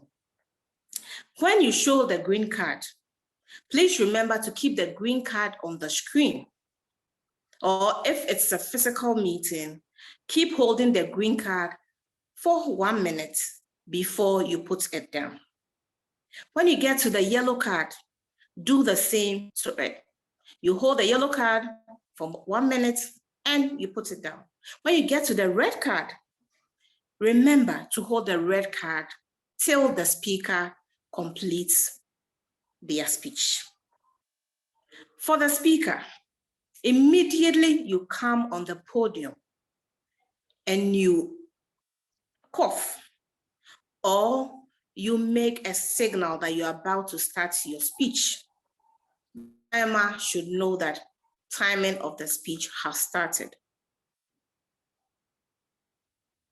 So as a timer, immediately you see the speaker making eye contact and the speaker starts with fellow Toastmasters. You start timing the speech. As a speaker, you should remember that you do not have to waste time when you get to the podium. Immediately you get to the podium, kindly start your speech. In as much as the rule says your first signal or your first word gets you timed, you need to be on time. Evaluation contest is from 2 to 3 minutes. As a speaker, you need to remember that when you speak below 1 minute 30 seconds, your speech would be disqualified. As well as when you speak beyond 3 minutes 30 seconds, you will be disqualified. Table topics is from 1 minute to 2 minutes. You should not speak below 1 minute or above 2 minutes 30 seconds. We all are victors, we all are great contestants, but if we do not take our time into contest, we will deliver whatever speeches that can bring Jesus from heaven, but we will be disqualified if we go below or beyond our time limit. The next page, please. Tall Tales contest is from 3 minutes to 5 minutes, and it's the same thing. Don't speak below 2 minutes 30 seconds or more than 5 minutes 30 seconds. I'm going to talk about the international speech and table topics contest because the season we are now is for that type of contest. Between 5 to 7 minutes, between 1 to 2 minutes. Every timer needs to confirm with the speaker if they see the timing signals. If a speaker does not see the timing signals, the speech contest cannot start. The speaker has to be conscious, the speaker has to know or pin the timer if we are on a virtual space. But if it's a physical meeting, the timers should sit at a place where the speakers can see them clearly. We don't want a situation where a speaker continues speaking and at the end of the day, they flag the contest and say that they were not aware of the timers or the timing cards. Please, next page.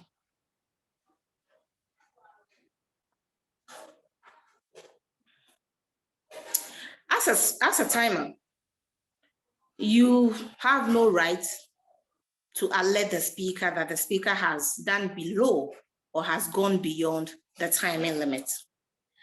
Your work is to show timing card, write your times, and share it with the chief judge. You do not need to alert the speaker. No sign whatsoever. It is up to the chief judge to decide on a timing disqualification. Yours is to write on, show your time cards, and your work is done. In the event that there is a technical failure, in the aspect of us being on a virtual platform, you need to give the speaker an extra 30 seconds. This is because it is not the speaker's fault, but the fault of technology or the timer. Prior to announcing the winners for the contest chair can announce that there were timing qualifications, but under no circumstance must you mention the one who was disqualified.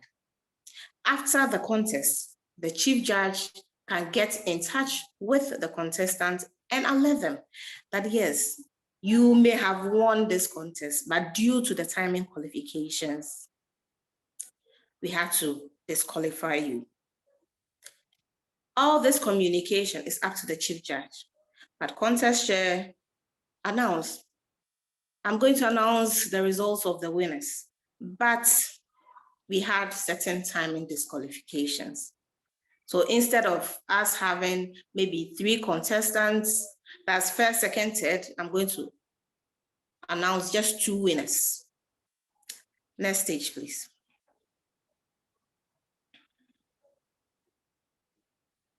Thank you very much, AD, for sharing. So it's very simple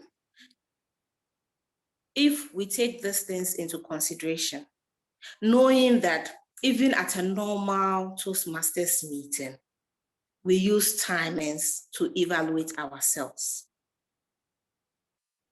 This can help us as well in our speeches if we know the time limits that we have. So let's remember that international speech contests, we are looking at between 5 to 7 minutes. And the table topics, we are looking at between 1 to 2 minutes. Don't do anything below 5 minutes. And don't do anything above 7 minutes, 30 seconds.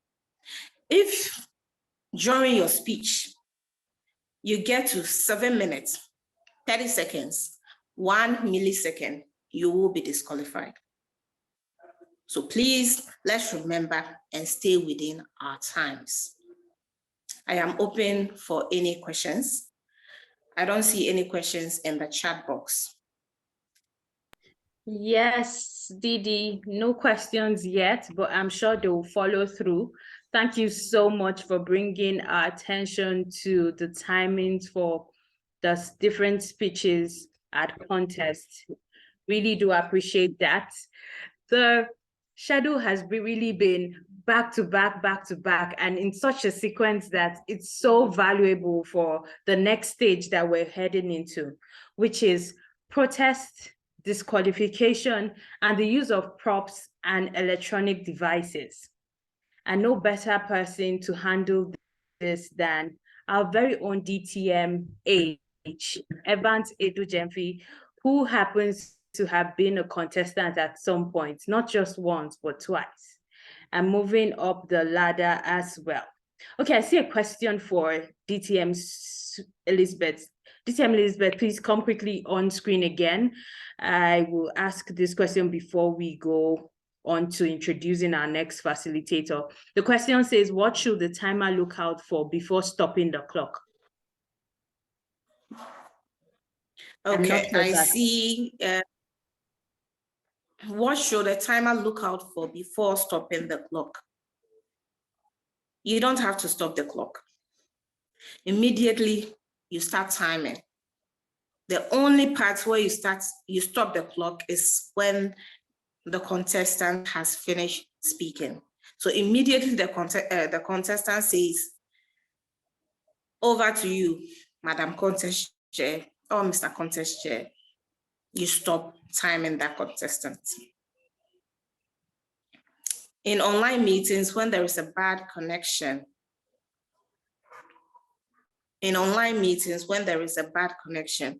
bad connection as regard to the contestant or the timer, please be specific.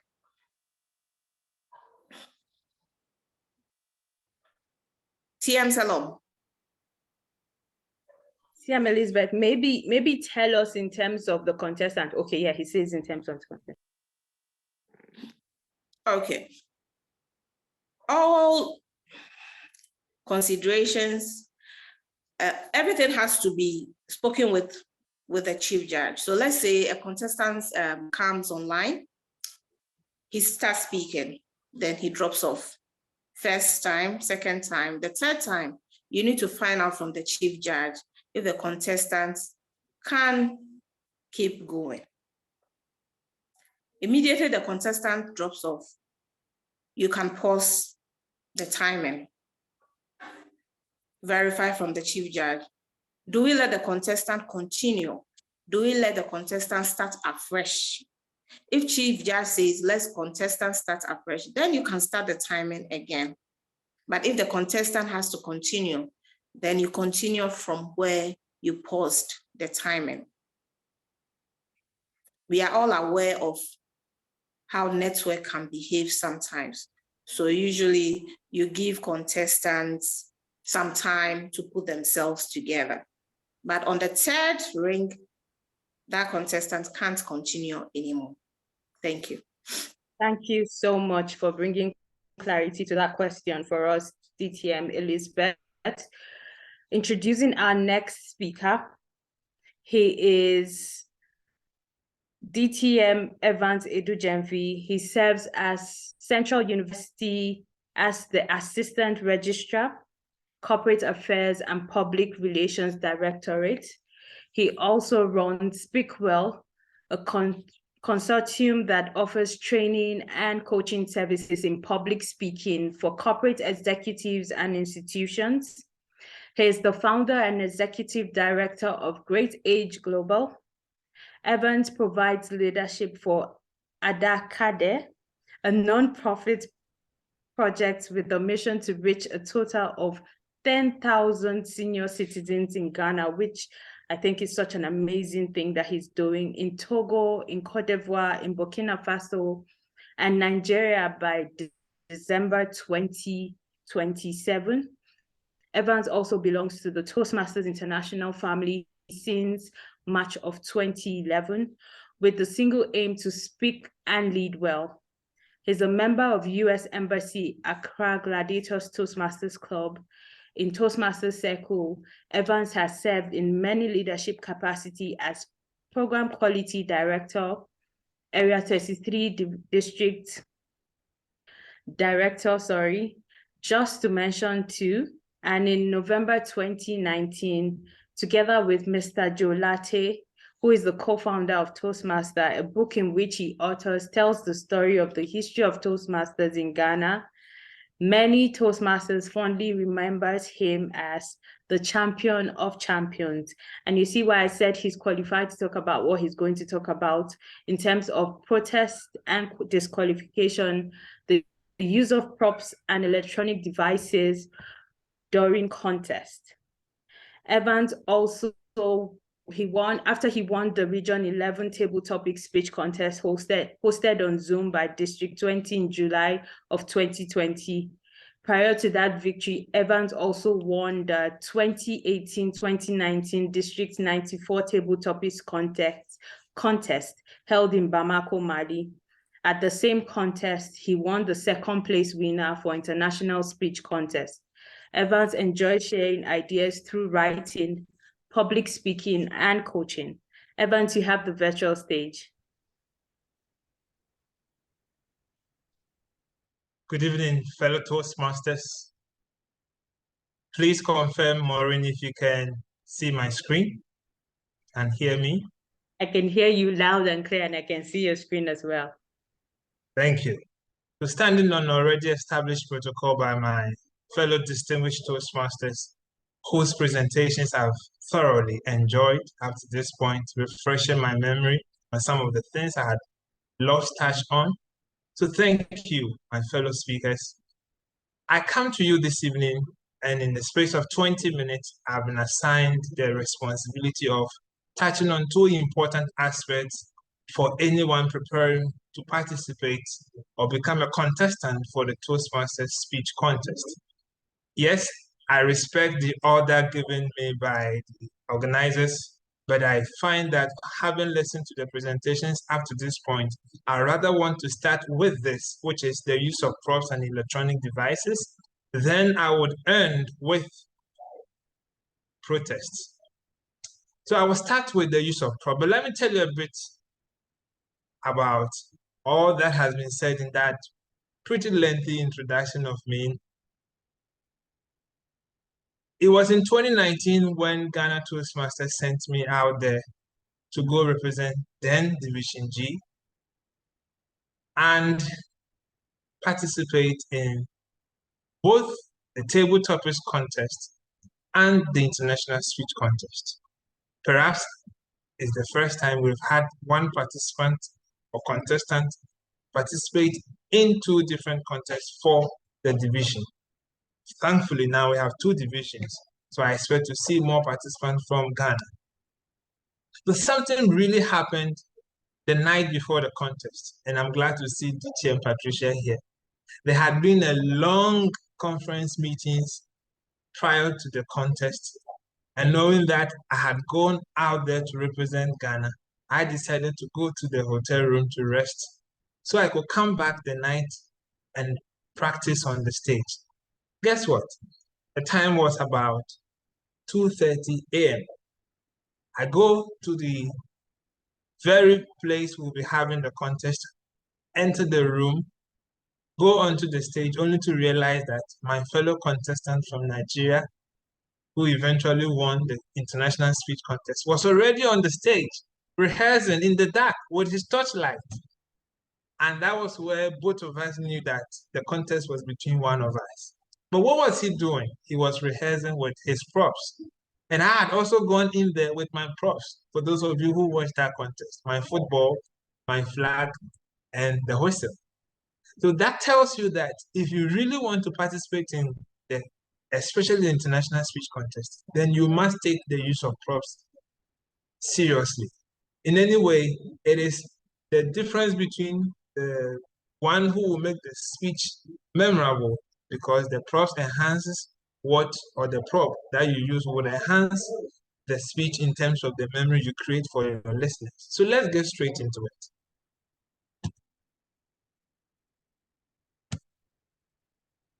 it. In this, I'm talking about prop notification. So here I'm speaking to the contestant, restrictions, and also how to set the props for use.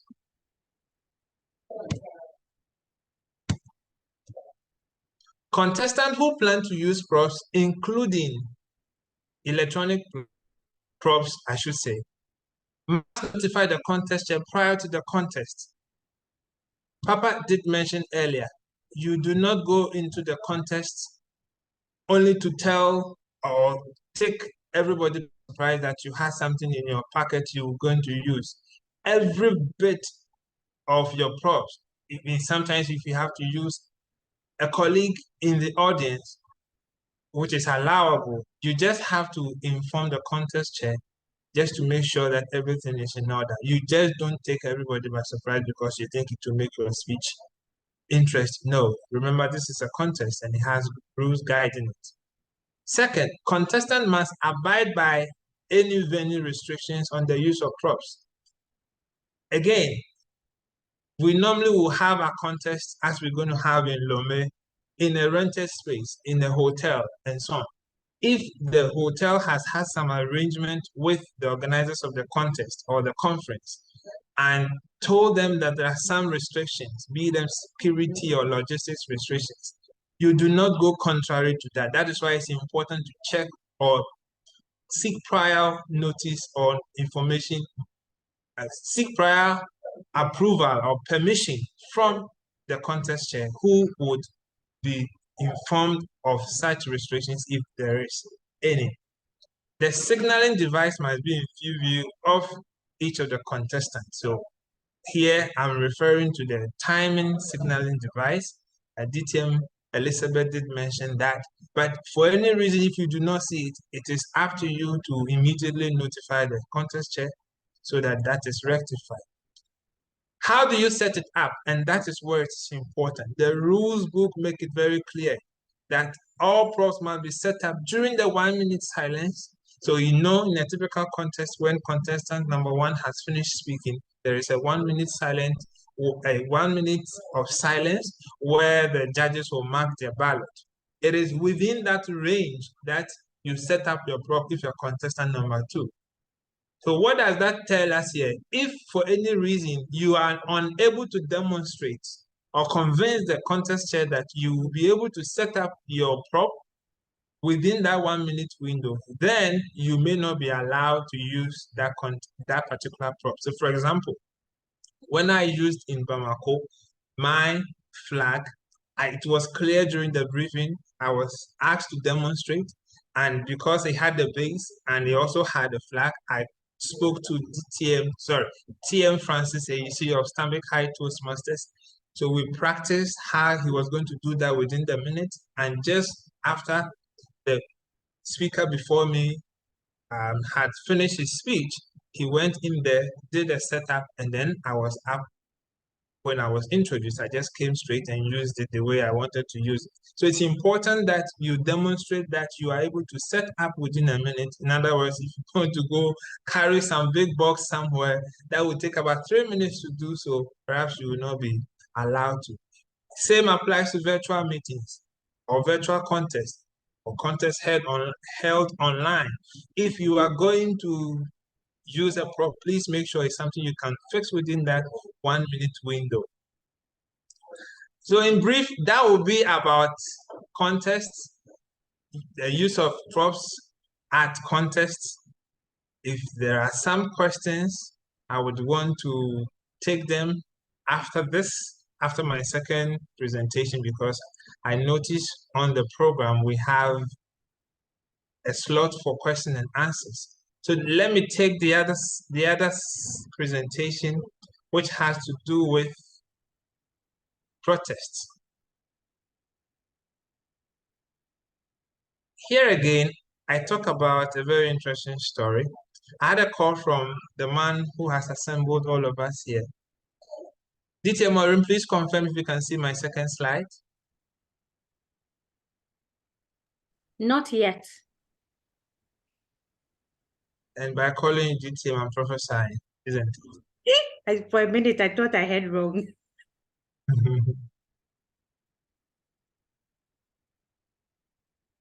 Okay, it's visible now. Thank you.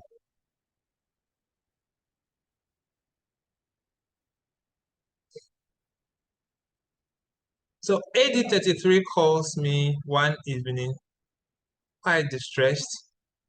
What was his mission? The mission for his call was a simple one, but not so simple.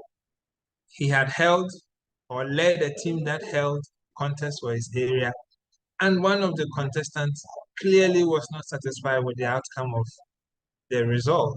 But that was after the whole contest had been adjourned, and they were trying to salvage the situation. They were trying to help make this contestant come to understand that he still had some opportunity. But I referred him to the rules book and said, the verdict has already been declared or passed. Everything you can do now is to help future contestants appreciate how the rules work.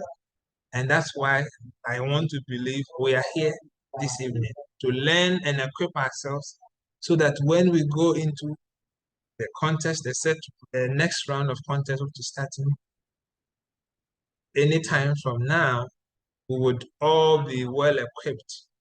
So primarily, we are looking at protest areas, who are protesters, and the protocol surrounding the protests. Part of what I'm about to say has already been said, but it wouldn't hurt for purposes of emphasis and for clarity.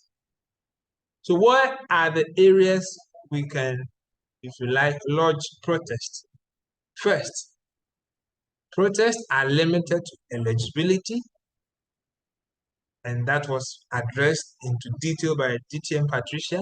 Originality, DTM Jeremy Quino touched on that, and reference to another contestant speech, which again DTM Jeremy did mention, and the must, I stress on must because that's the key word. only be lodged by voting judges and or contestants. In other words, only voting judges with contestants or contestants only have what it takes to lodge a protest. Second point to note, a protest must be lodged with the chief judge and or contest chair prior to the contest being adjourned. And here was a reference point I made for AD 33, which is to say, once the contest chair has announced the result and it was not nobody who was eligible to protested, the verdict or the result stands and nothing can be done about it. So who can protest? A chief judge, a contest chair, voting judges, and contestants must not consider protest from audience members. In other words, only the chief judge, only a voting judge and the contestants, as I did mention, are the ones who can protest and not any member of the audience. So no matter how aggrieved you are, no matter how angry you are, there are procedures and there are reasons behind these procedures as we've learned. You may not agree with all of them, but as DTM Papakis did mention, if you want to call for a change, you would have to follow the lay down procedure and let Toastmasters International hear you out before these changes can happen. Now, on what basis can we talk about a protest being valid? What are the protocols? Before a contestant can be disqualified, it must be on the basis of originality, and originality here refers to the originality of the speech, or for referencing another contestant's speech. Again, I'm repeating or re-emphasizing what DTM Jeremy did mention. And the contestant must be given an opportunity to respond to the voting judges. So here the chief judge will assemble the voting judges, and an opportunity should be given to the contestants in question to justify why this particular protest should hold or not hold. A majority of the voting judges must concur in the decision to disqualify. In other words, they are going to actually vote on the protest. And that is why it's important for those who are eligible to protest, here the contestant and the voting judges, to do so before the contest is adjourned. Adjournment here would refer to between the time the results are announced and the time the contest chair hands over control to whoever started or opened the contest. The contest chair can disqualify a contestant on the basis of eligibility. So eligibility here refers to eligibility of the member in question or the contestant in question, or the club the contestant do represent, or the representation. So the club that the contestant represents, or the contestant in question. To make it clearer, if you are from a club that is not in good standing, i.e. do not have up to 8 members or more being paid up, or you yourself, you are not paid up, and the contest chair finds out, you could be disqualified. All decisions of the voting judges and qualifying judges are final, and that's the point I'm emphasizing all throughout. So in brief, I've tried to summarize these two important aspects of the speech contest. I'm very mindful of the fact that we are running behind schedule. This is what I will have to share with the House, and perhaps if there are some more questions, we can take them. And I believe those that are beyond me, I have able hands and hearts and heads to help me clarify that. So thank you very much for your time, fellow Toastmasters, my distinguished Toastmasters. And over to you, Toastmaster of the night. Thank you so much, Age. That was really beautiful. Thank you for bringing a scenario that I happen to have experienced myself, and bringing clarity to that really helps. I don't know if you have any questions. Yes, thank you so much, Zoom Master, for that.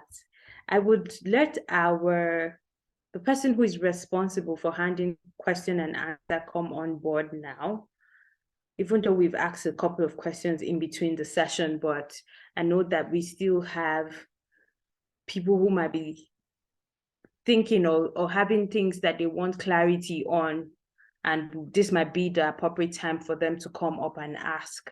So to help us handle our Q&A session today, our question and answer session coordinator for today is no other person than Carl Anthony Quay, who is an oil and gas professional with the desire to influence young minds to live their full potential, inspiring true, radical, and positive change. He's currently the head of operations in his organization and leads the charge in total business optimization.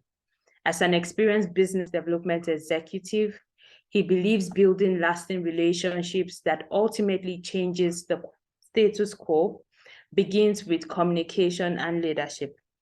Being a proud member of Toastmaster, he continues to build these skills while contributing to create an exciting environment for growth. At his leisure, he writes under the pseudonym of He Pens Poet and is up for a good conversation any day. He's currently in charge of program quality for Division M, and his mantra is Carpe Diem.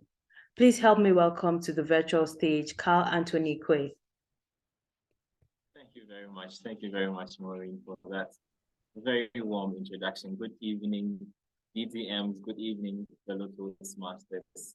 And contest season is here from now up until April. In fact, up until how we'll be having a series of contests running through the club, area, division, district, all the way to the national stage. And so what better time to have a session as this, be able to understand everything about speeches and speech content so that we are well prepared, and then we take that very great. I'd like to say thank you to all our DTMs who have made time to share this development with us and understand that we have to take a and during their various sessions in the time to share those questions with this council. Fortunately, we have so much time to do this, and we'll be doing this within 10 minutes. This is the format which it will be. Please confirm, am I audible? It's a bit muffled.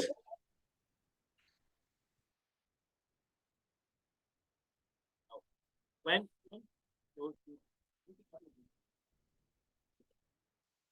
Eddie, please confirm if you can hear Carl or it's just me. I can't hear him. If you can check the source of your audio, if it's in a clear area. Well, let's see. Am I audible? Audible and booming. Sorry? Audible and booming. Sure. Thank you. Thank you, AD Peter. Now, to those of us asking questions, you would state your name, your club, and you would let us know which of the DTMs and the sessions that you would want to direct your questions to. And if you are too shy to speak up to, you can quickly share your question in the chat box, and I would read that out to our facilitators for you. So I would like to see, you could just raise up your virtual hand and I'll call you so that you ask your question to our DTMs who are more than ready to help us answer these questions. So I'm going to give about 5 seconds and then I'll start with my own question. 4, 3, 2. All right, so I'll begin with my question, then maybe that would help you to ask your question later on. My question would go to DTM Papa Arkest, but I think he's not on the call. So the closest I see would be DTM Tony Safo, because he spoke about the general procedure. And I would want to ask DTM Tony Safo, how can we know the type of speech contest that will be held for a particular year? Is it chosen by Toastmasters International? How can we know beforehand so that we prepare for it? So this is to you, DTM Tony Safo.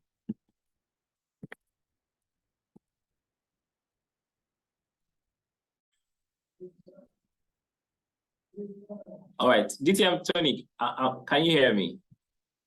Otherwise, I'll just run it. All right, any of the DTMs could help with this. DTM Evans, if you want to take this question. It's district that will decide the contest we participate in.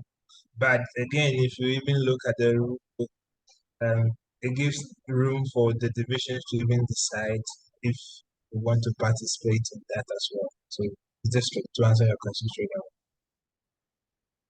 away. Is district. So I wanted to know that, is there a way to know beforehand so that you prepare for it? Yes. Normally it is announced ahead of time. So for instance, we know going to Lomé, we know the kind of contest we're going to participate in, because we have to start from the club level, and then that will take you to district. But of course, apart from the international speech contest, the other speech contests will all end at district. All right. Thank you so much, DTM Evans. Do we have any questions? Do you have any questions? All right, I have another question for DTM Patricia. Is there a way to know or to verify if your club is in good standing or if it's eligible, so that you don't make the mistake of preparing and finding out later on?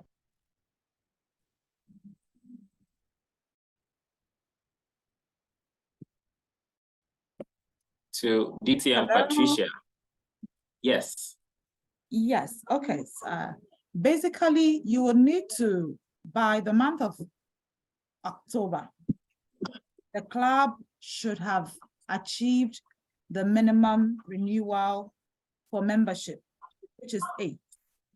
So it's important that prior to that month, you encourage the VPM or whoever is supporting the committee to start requesting members to renew their dues. That is the only way you can be assured that your club would meet the eligibility criteria for club level. Thank you. All right, thank you so much. Thank you so much, DTM. Thank you very much. I'm still on the lookout for questions in the chat box and for participants to raise up their hands if they have any questions. I mean, I'll just call on anybody in the audience that I see so that you go ahead and ask your questions, because I know you have questions. Otherwise, I would visit every club contest, and anyone on this club who is not competing would have some questions to answer from me.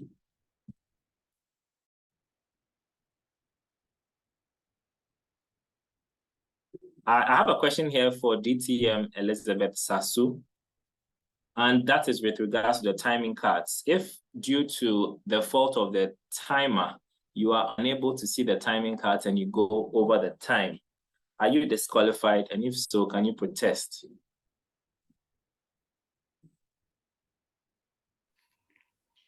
DTM Lizzie Sasu. Thank you very much. Thank you very much, Vicky. You shouldn't have that instance where you can't see the timing cards. So immediately you get on the podium or you get on the stage, you need to verify, you need to pin the timer. We have 2 timers. You need to be sure that you have pinned the timer. To timers, if you think you are under, if you think that you'd have network challenges, you need to alert the other timer to step in for you. It should not be because of you that a contestant gets disqualified. For speech contests, it is between the contestant and the timer. Watch out for your timers, watch out for your cards. And the advice I would give you is that before you even come on stage, you need to have practiced your speech. You need to have timed yourself.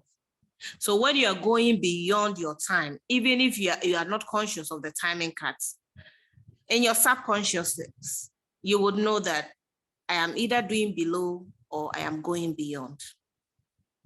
So that it doesn't rest, someone will say your destiny does not rest on a timer. It rests on yourself. So please, in as much as you are pinning your timers, you also should time yourself and be conscious of what you do. Thank you. Thank you very much, DTM. On that note, Mr. Timer, how much time do we have left?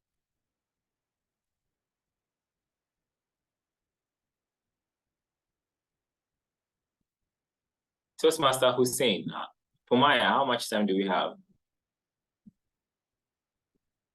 I'd want to find out if Toastmaster Kadiatu has any questions for us, for our DTMs to respond to. Now I'm going to the chat box and then I'm going to mention names. So, thank you, Edikal, but no, yes. I do not have any questions at this moment. Okay, all right. Thank you. To DTM, I'd want to throw this to DTM Evans. Are there trainings for judges as far as contests are concerned? And how do Toastmasters join to be trained as judges? Or do you need to do that yourself as a Toastmaster? Well, you'll be required to read when you are appointed by a chief judge as a judge, but to help make or improve the quality of the contest, these days I see district put in a lot of effort to help train the judges. But I would want to make it, I mean, once you know you are a judge, you must make that personal effort to know more of what is required of you, in addition to the training that you receive. The trainings will normally be organized by the Program Quality Directorate, and that will be what I will have to say. I like to, make the point of ownership. Once you know this is the responsibility you have to carry out, get to know more about it. These days we have video resources so that you're well equipped. You understand what is required of you. And if you're fortunate to have a training from either if it's a division or an area or district, you are more equipped to be able to serve well. So that would be my thought on that.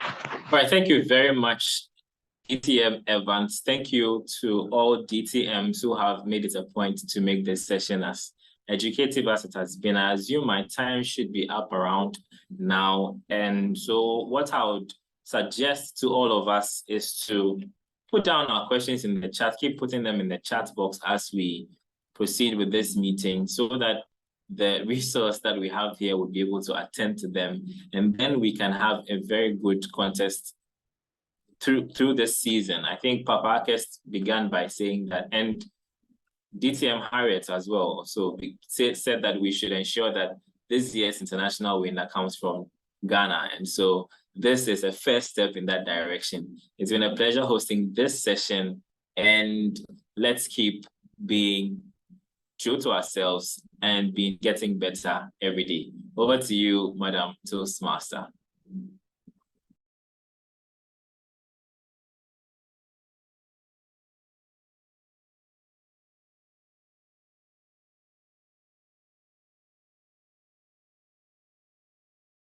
It seems Madam Toastmaster has dropped off, so I'll take over from here. Thank you very much, PQD Cal, for facilitating this session. And I believe we are at the end of our program. And I want to say a very big thank you to our speakers. I know you've gone out of your way to make it up to this point. Most of us on the call don't know the situation surrounding most of our speakers' availability, but they've all stayed through with us. I'm very, very, very, very grateful for your presence here today. And I believe that this is really going to impact and change the status quo when it comes to the quality of our speech contest. Just some few announcements. We are in the speech contest season, and as we speak, clubs are expected to hold their speech contest between now and the end of February. Then from February, we would have the area contest. Then that would lead up to the division contest. Also, I would be visiting clubs officially in April for my area director visit, which I have to submit to TAI. So kindly be on the lookout for that. In the absence of any other concerns, we still have our DTMs on call. So if you do have a question, you can ask now. If not, you can direct them to me after the meeting and I would get the answers for you. Thank you so much. And without further ado, I would want to wish us all a very wonderful evening and thank you for gracing this event. A recorded link will be shared after we end this meeting. So kindly be on the lookout for that and you can revisit the meeting. Thank you so much and a beautiful evening to us all. Thank you and good night. Oh, sorry, I missed out on my general evaluator. I think it will be important to listen to our general evaluator. So general evaluator, kindly give us your comments before we drop off.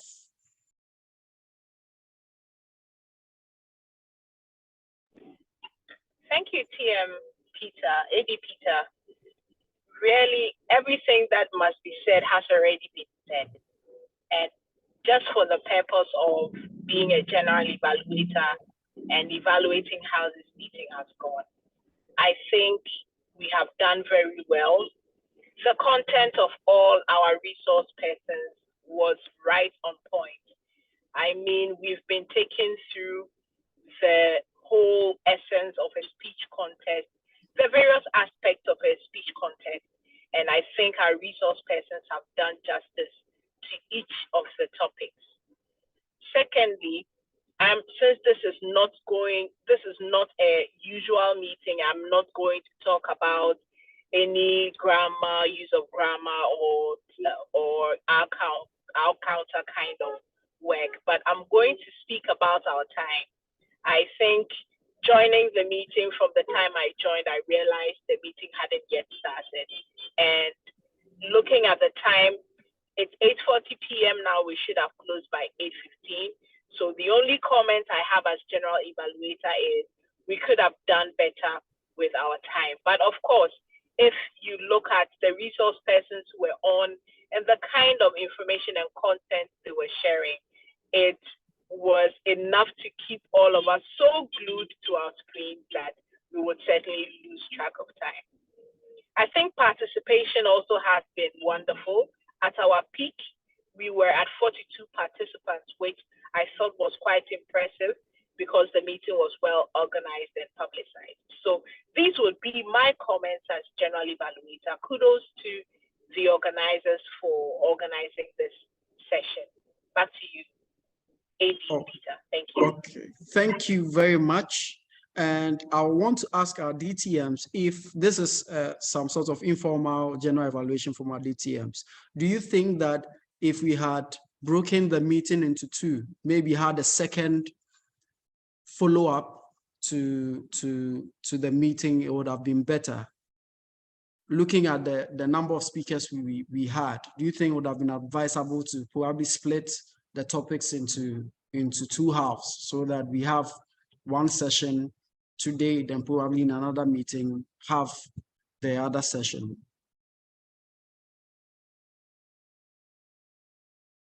Okay, I see a thumbs up from DTM Patricia. Okay, I don't know if our other DTMs share the same opinion. Okay, I'll take that. So once again, I would wish us all a beautiful evening and be on the lookout for the recorded link. Do have a good night and thank you for joining. It has been a pleasure.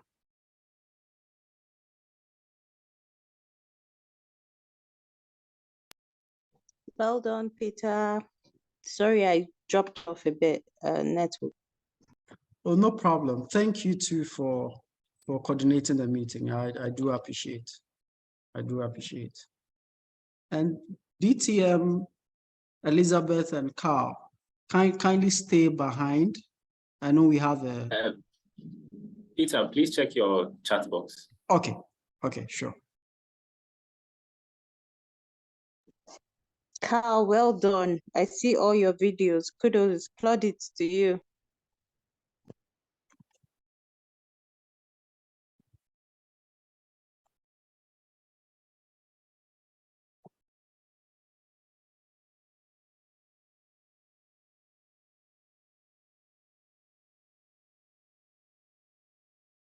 Okay. Hi, Florence.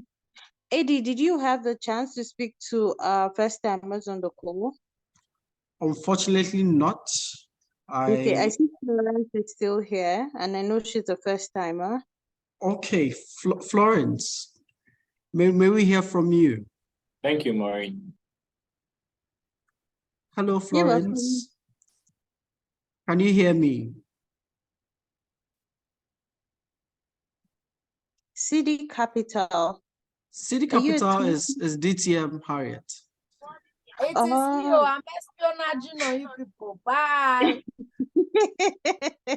Thank you, Didi and you so Carl, for much. joining. Hi, Florence. Florence, are you close to your phone? Folly Mabel. Is that name new or? Oh, Folly? Dr. Loretta was on call. Dr. Loretta, Division Yeah. G. I don't see Oh, her she's anymore. off now. Yeah. It was nice to have you all. And also the able-bodied PQD Ajua.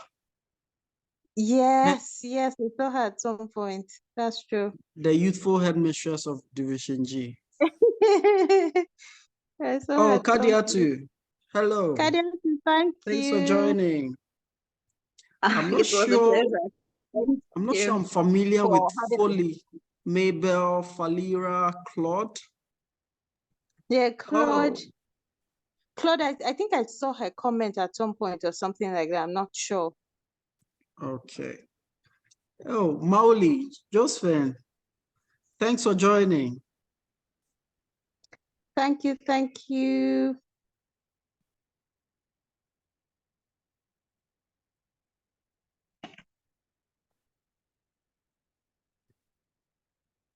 Who is co-host?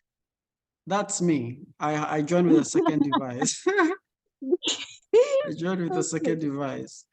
Maureen, if you don't mind, kindly stay on. We would have a short meeting. So just stay on a bit. Let me sanitize the room a bit. It is sanitized. Yes. Okay, I think we are Justice. Yeah. Okay, so I think we can have the meeting now. I got in touch with Roxanne, but unfortunately she says she's on her way home, which means that we might not be able to have the meeting with her at the moment. I'm thinking of doing a phone call and putting her on speaker if that's possible. A moment. Let me just let me call her.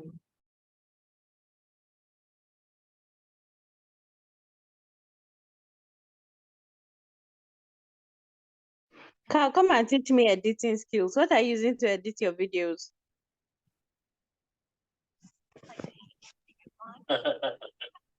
Maureen. No. Is it Maureen, because I haven't come to your DM yet? give me location. Sorry? I've sent you the location already. Is it because I haven't come to your DM yet? I think so. Just send me your location. I'll come and teach you. Anthony Quay, I hear you.